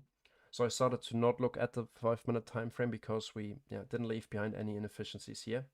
Well, a tiny little one here actually.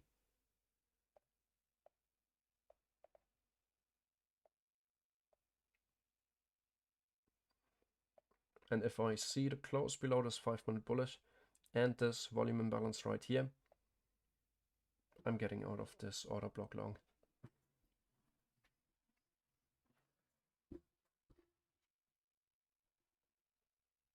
That would be the first sign of us not respecting bullish order flow since market open. Since then, every bullish inefficiency we've left behind, we've respected it so far. So seeing it not respected potentially in 50 seconds, this is our first potential hint that we might not want to continue to 4819 right now at least.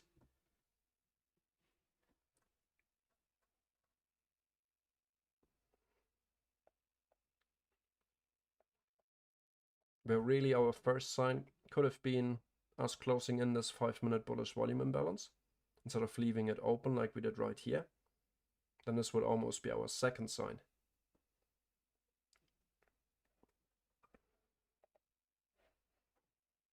Don't try to use that on NQ. It doesn't really work as well because NQ just isn't as precise. It's too volatile for that.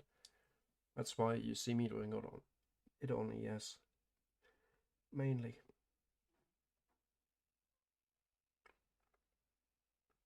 All right, we close inside. We open up with a bearish volume imbalance. We're still respecting it though, so I'm gonna simply stick to it.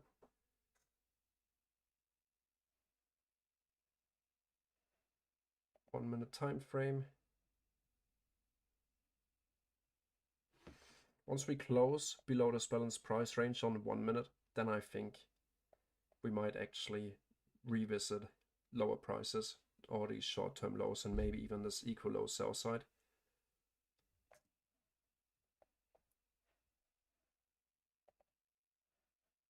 15-minute, closing with the next 5-minute candle.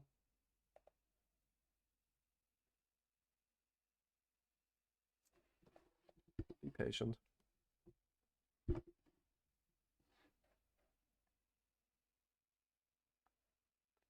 Gonna stay on until, yeah, either this trade is invalidated for me or we hit our take profit target. Let's see what happens first.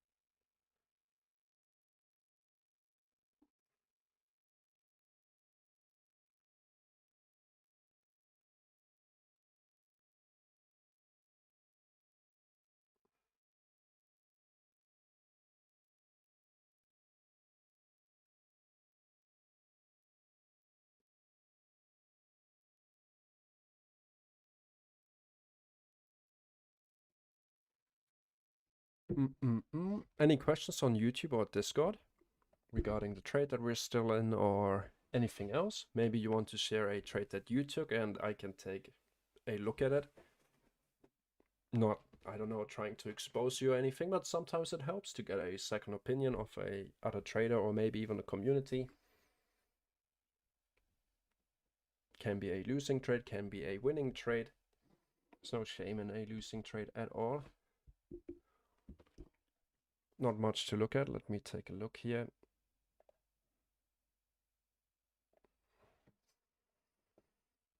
All right, we had the market structure shift on the EU with a nice displacement. So 3 very quick down closing candles. That's what we like to see in terms of a displacement. We have our bearish fair value gap. You entered on that bearish fair value gap. But it looks like it wants to continue higher. And sometimes it's just like that. That's why not even the 2022 model has a 100% win rate. Otherwise, yeah, I guess we would already be multi-million funded traders, wouldn't we? Yeah.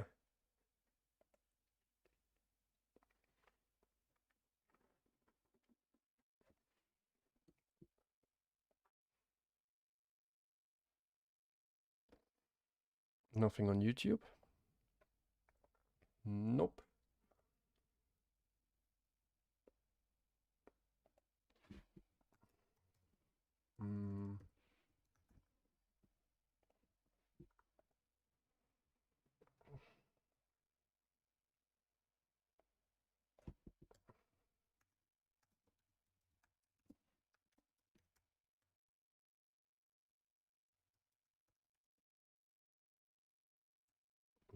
Screw that. I don't like that.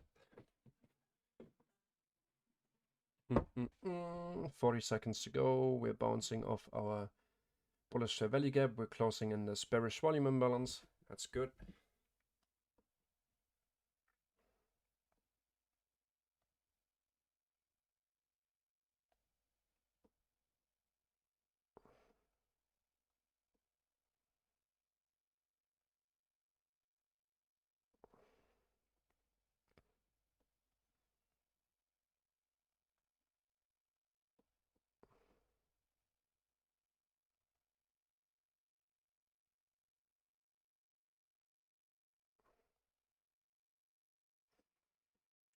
right, bullish volume imbalance now.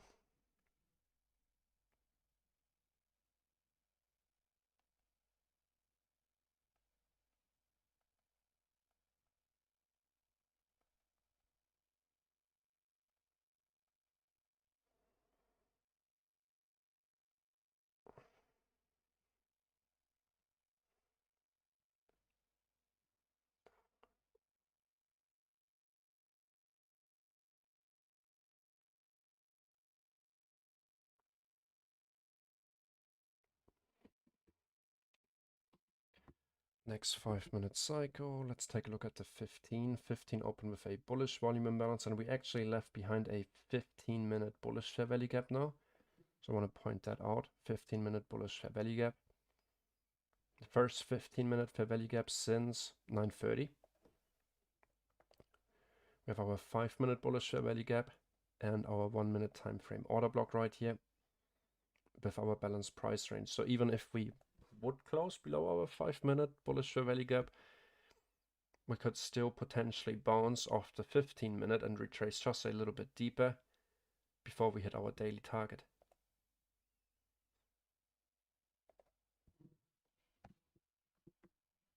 Let's see where we're at on the funded account, not the funded account, it's not funded yet. On the challenge, running with $81 in profit on that last buy of this order block. Now we hit the order block. Did we hit the 15-minute fair value gap? No, not yet. We touched it.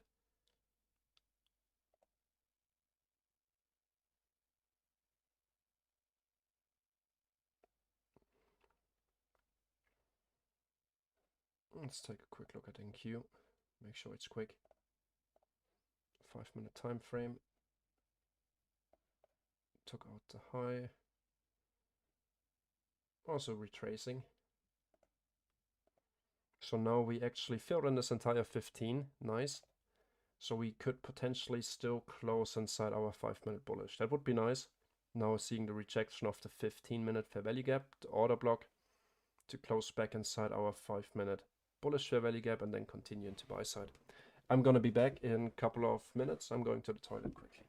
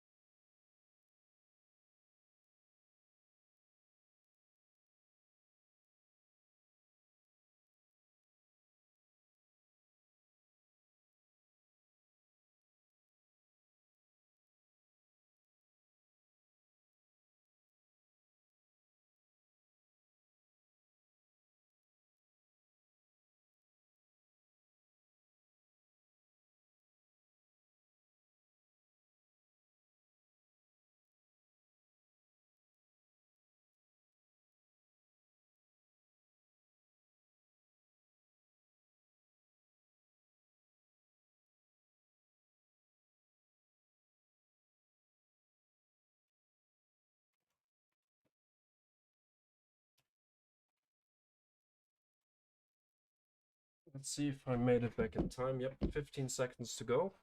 We close, by the looks of it, below our bullish fair value gap. Inside that 15-minute.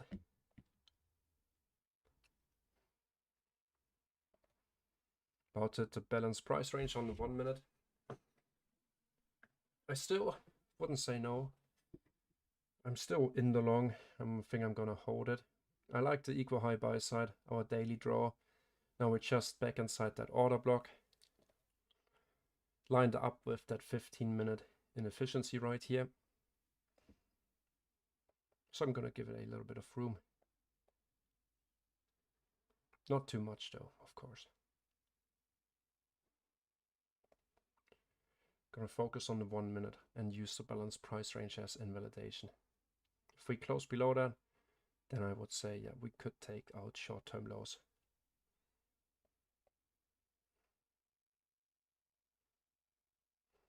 As some sort of a retracement from this entire movement.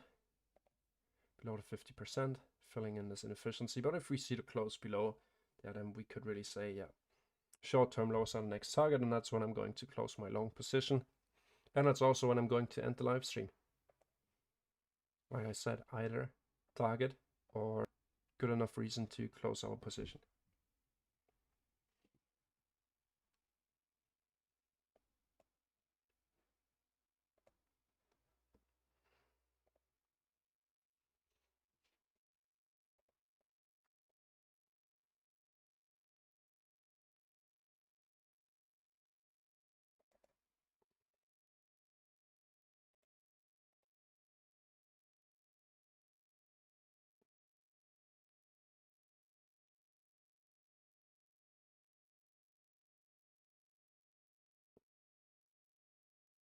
Let's take a look at NQ.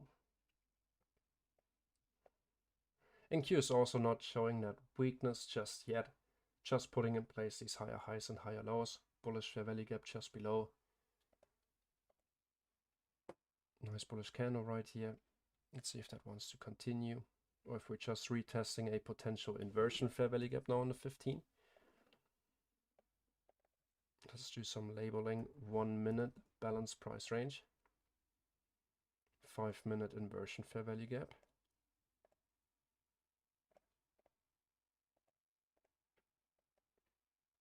5-minute volume imbalance. That volume imbalance has been closed in, so we can disregard that. Get rid of that. This is our long entry of our order block.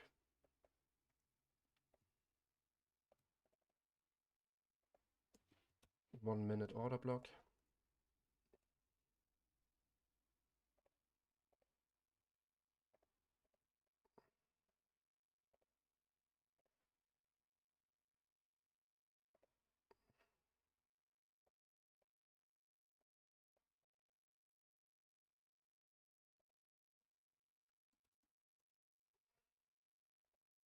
Fifteen-minute inversion fair value gap, 1-minute order block, 1-minute balanced price range. This is our 5-minute inversion fair value gap now. 15-minute fair value gap, not inversion fair value gap. So let's see. Now this kind of beats the purpose. Let's just copy that.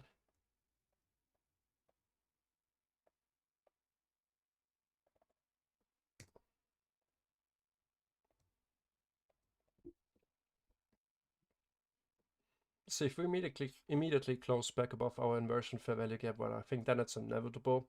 This being a pullback, bounce off our 15-minute bullish fair value gap.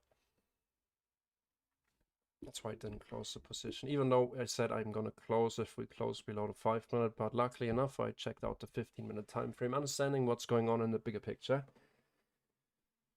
So I decided it will be worthwhile to hold on to this position.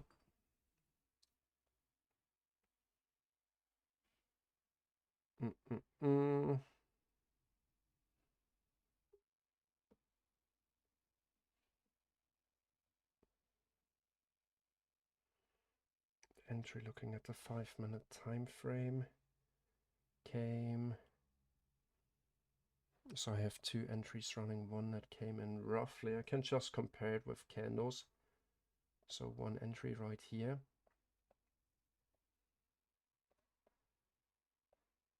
And the other entry on the order block. Those are both positions that I have going on right now. Bullish volume imbalance. Let's go, baby. Wait for buy side on our daily target to be hit. And where did we close? Immediately back above our inversion fair value gap.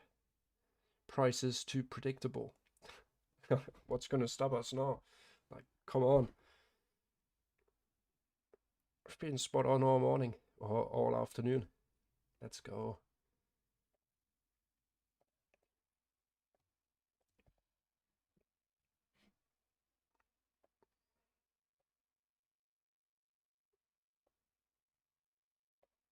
I'm gonna take the profit here at after 5 points. Just because I have to take my dog for a walk. We reject. No. NQ didn't take that, make a higher high just yet. Swap buy side here. Let's see.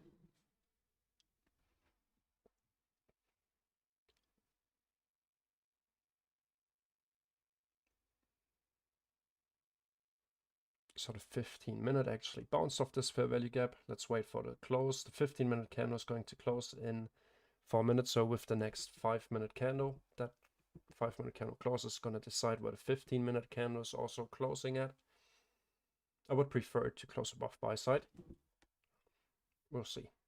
And for it to actually leave this volume imbalance open.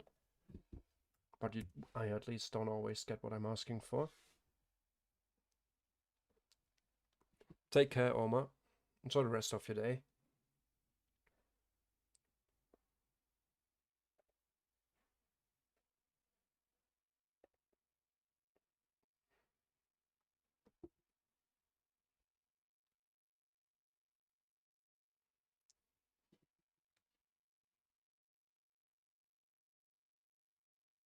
Three more minutes to go.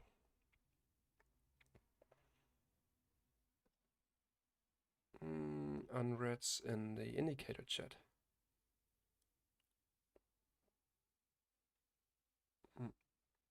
Can't see anything.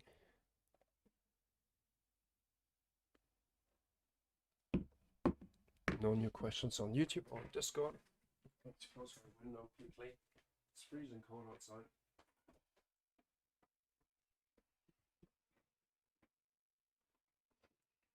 Mm-mm-mm. 2.5 minutes left. What time is it? 11:30, 11:35.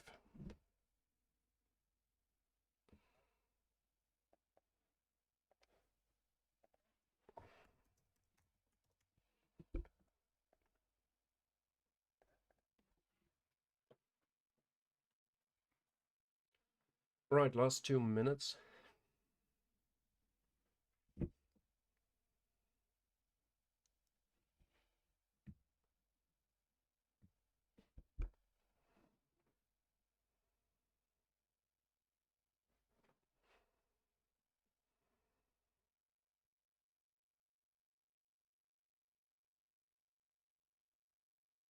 One and a half minutes.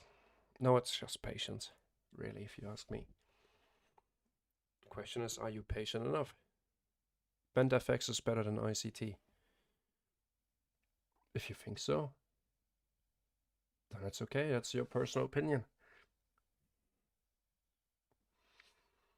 Whatever works for you, man. No hate at all.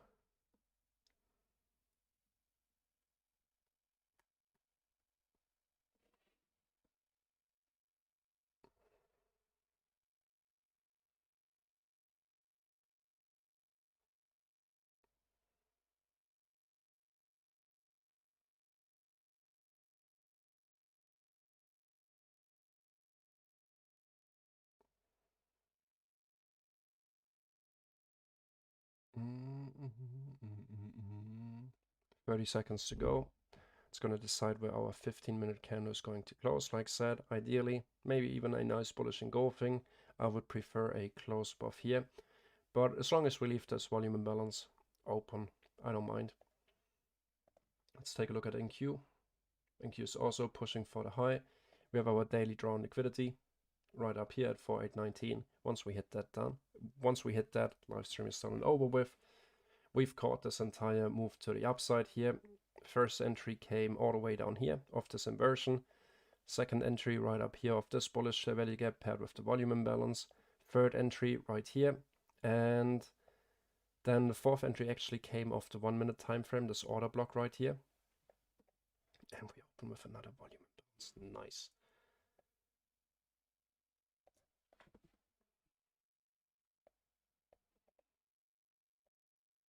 A 15-minute time frame, close right at the high. That's also beneficial, and a 15-minute volume imbalance even. 1 hour time frame, one more 15-minute candle before we get a new hourly candle. Maybe we hit our target by that. Instant Karma, if you're still watching, out of curiosity, what do you think makes MENTFX better than ICT? To back up your claim. If you're still here, of course.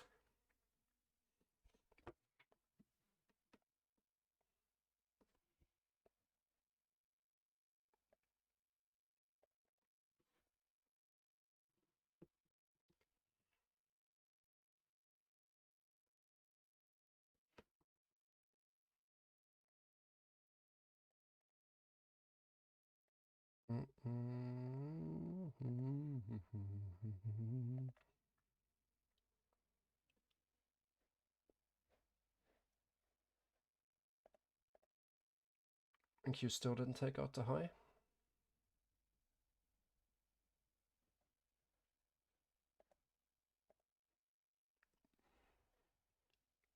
No, it looks like you're not here anymore. Unfortunately, maybe you just popped around to tell us that MENTFX is better than ICT. Like I said, could be. I don't know. I studied MENTFX for a little while, but it's in the end of the day also just smart money concepts with a different style.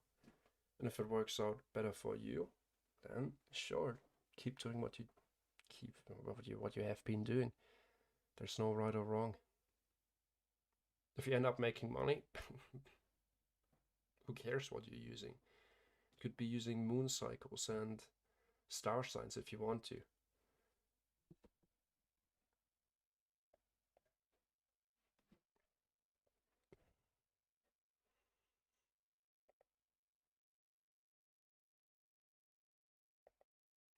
I fat figured. Oh, yeah, it hurts. I fat fingered this morning as well. 14 micro short. At least it's micro, yeah. Well, what I promised myself is that if I fat finger, no matter how much it costs me, I'm closing the trade. Because it wasn't intentional. And then if seeing it going against me, it was a mistake. And I don't want to make profit based on a mistake. So I just take it and leave it. Could be in loss, could be in little bits of drawdown if you entered a position because you were too quick to click the mouse button or because you accidentally entered short instead of long. No matter at what cost, just close it right away. It's not worth that trouble of let's see, losing my thought. 1.5 minutes to go.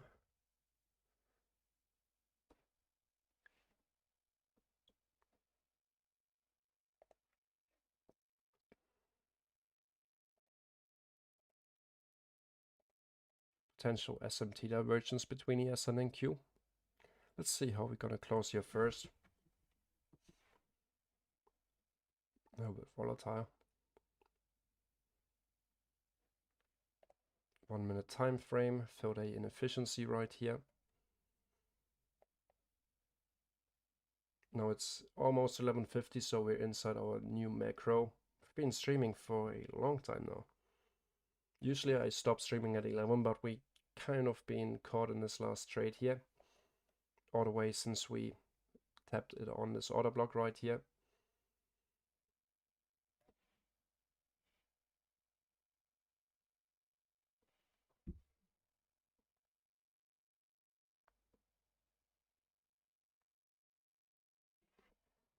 Can we go over New York lunch our macro?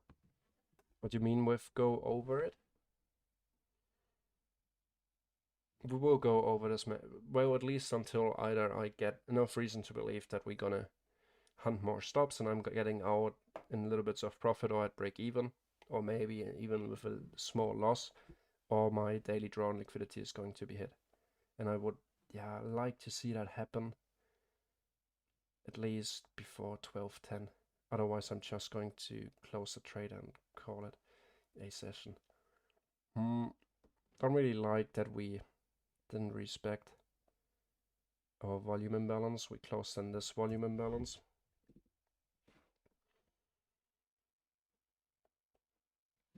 Yeah. Let's take a look at NQ now. We have that bearish SMT divergence.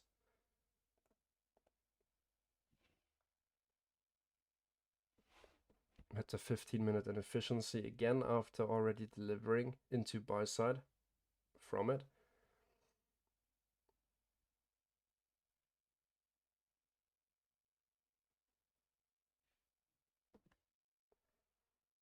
I'm out. This momentum is pretty good. We closed below the 1-minute bullish fair value gap. So just based on that, closing below the lowest discount likely will lead to short-term low being targeted. And then the last and final invalidation before we head into deeper discounts right here, or these short-term lows would be if we close below this 1-minute balanced price range. We come from buy side, we have bearish SMT divergence between ES and NQ. So we might just retrace before we hit our daily draw on liquidity. Unfortunately, we didn't deliver into it during stream. I still believe that eventually we are going to hit it today, sooner or later, maybe during the PM session. So now we actually hit this fair value gap, like I said. Once we close below that, we could look for lower targets.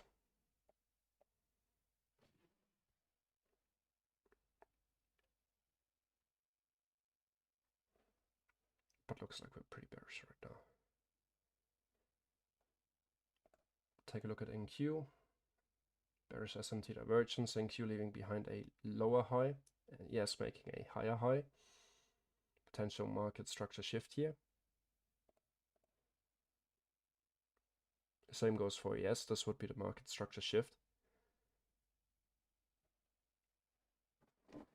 But before anything, I want to see it close below the balanced price range, or this bullish fair value gap, to keep it simple.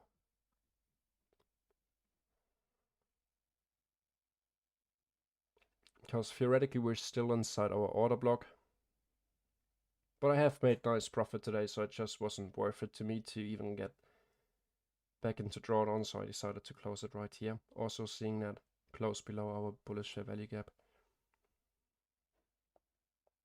We might reverse with the exact same momentum that we saw to the downside, not to the upside, to our draw on liquidity, just to fake out and spoof out some more traders.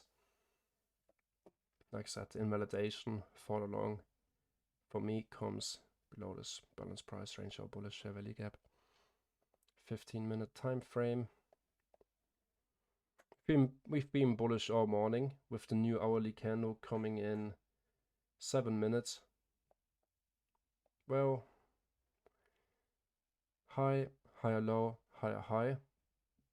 If we close below that level, we would be looking at a market structure shift with a potential bearish fair value gap here, or maybe just a stop hunt before we actually take it into our daily draw on liquidity before the new hourly candle. Like I said, didn't close below our area of invalidation, so right now we're still good. I'm already out of the trade.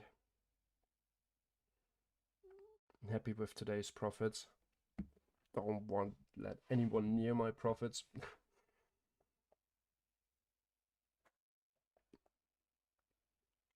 Might cost me.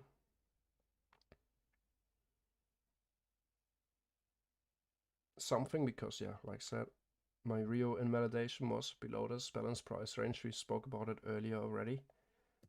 We didn't see the close below that. We just bounced off that 50%.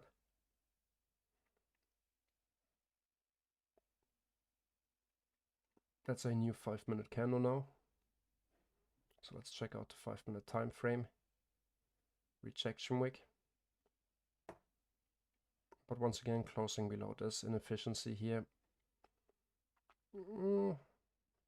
No confirmed market structure shift on the 5-minute time frame. And everything starts to get very narrow. You can see all these multi-time frame fair value gaps. While over here it was really simple. We had our bullish fair value gap and we continued to expand. Now we already expanded until we got our first entry long of this inversion fair value gap. Got stopped out with one position at break even. The other one secured after 5 points. Getting in again. Right here at the open of this candle. Holding, respecting this bullish fair value gap after the new hourly opening. Continuing higher, securing after 5 points. Retraced once again into a bullish fair value gap. And then for the first time we started to disrespect a 5-minute bullish fair value gap. But we had our 15-minute bullish right here. So the volume imbalance. And then we entered, I think, based on the order block right here. So we didn't respect the inversion and actually left behind some SMT divergence, taking out the high one last time. But I think, yeah, now might be the time where we actually see continuation to the downside. Let's wait for this candle to close. Potential targets could be short-term lows. Equal low sell side. All that stuff. But without me, I'm content for today. $500 away from hitting my funding pips profit target for phase 1.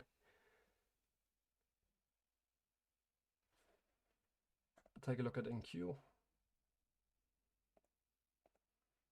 We're close below our balanced price range, so that next target I'd really be looking for would be this low right here and that low right there. 5-minute time frame, we could wait for a market structure shift confirmation. But yeah, we're outside of the main kill zone anyway. The last trade we entered on, oh well, that was pretty late in the session. I usually don't take trades that late. If anything, I jump back on for the PM session and the power hour starting at 2 or 3 PM New York local time. But that's okay. So potential for a 2022 setup with SMT divergence. If you like that, you can try it. There's no 100% guarantee that it's going to work out. We all know that. But the possibility or the opportunity is there. 15-minute time frame is going to close in 2 minutes, maybe also below our 15-minute bullish fair value gap. That would even confirm it more.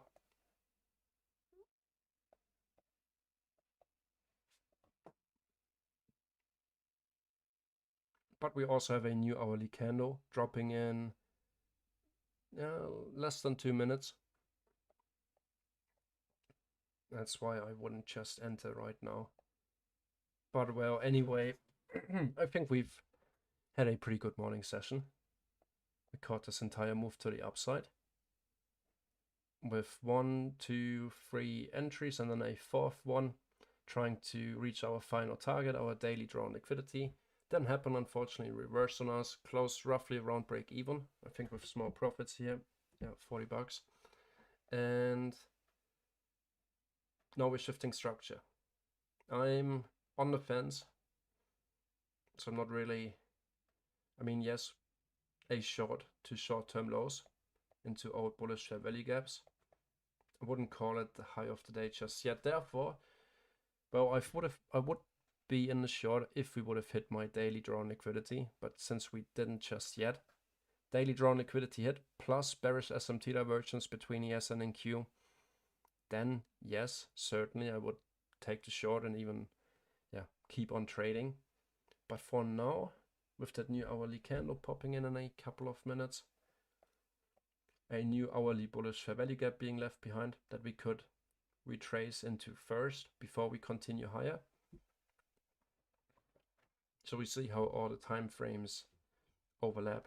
So the hourly candle is going to close in 10 seconds, leaving behind a hourly bullish fair value gap. The chances of it retracing and filling in this newly formed hourly bullish fair value gap, are pretty high. We have a similar situation right here. We leave behind a bullish fair value gap. The next candle is retracing into that. Same thing here.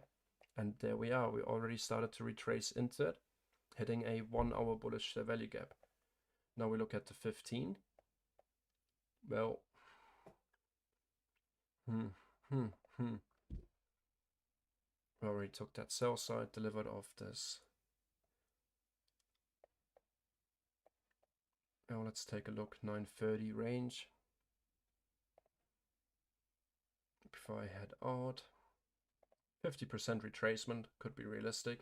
Equal low sell side, looks like we're accelerating into that. Market structure shift. Oh yeah, we actually saw a market structure shift on the 1 minute right here.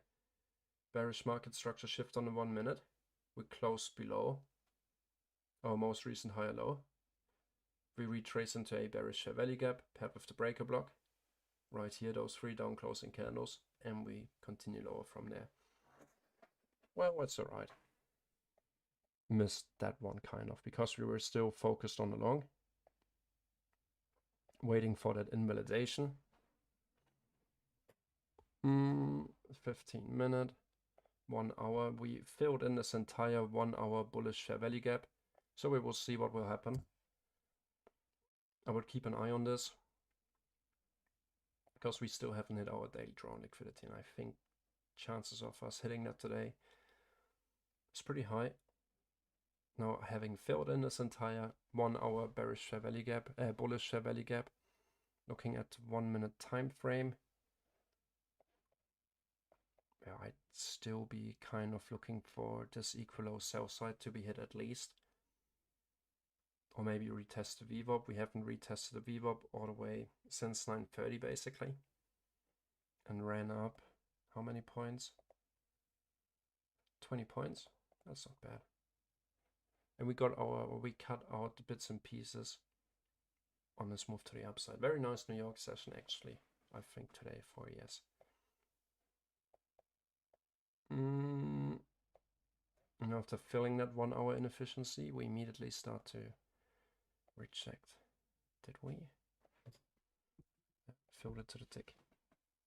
Anyway, I think I can speak for all of us.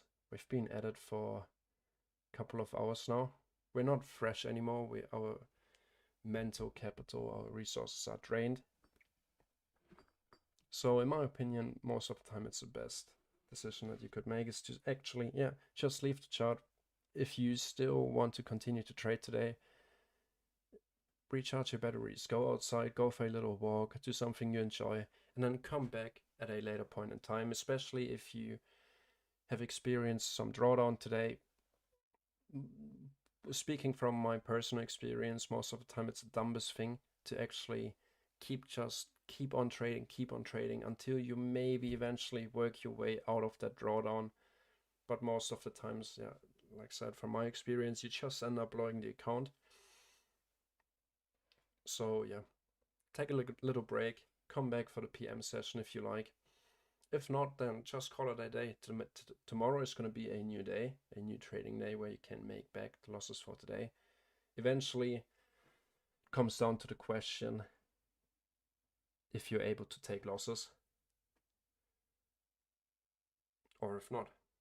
Very simple. If you're not able to take losing trades, well, then you end up sitting in front of the charts for the next 3 or 4 hours just trying to make it back, being long, short, long, short, long, short without any real plan. It's like a sport, but not a physical sport, a mental game, a mental sport. And after playing chess for 4 hours or something, or 3 hours, well, you aren't as fresh as you used to be when you started or during your first hour. And that usually goes hand in hand with trading and a lack in our performance.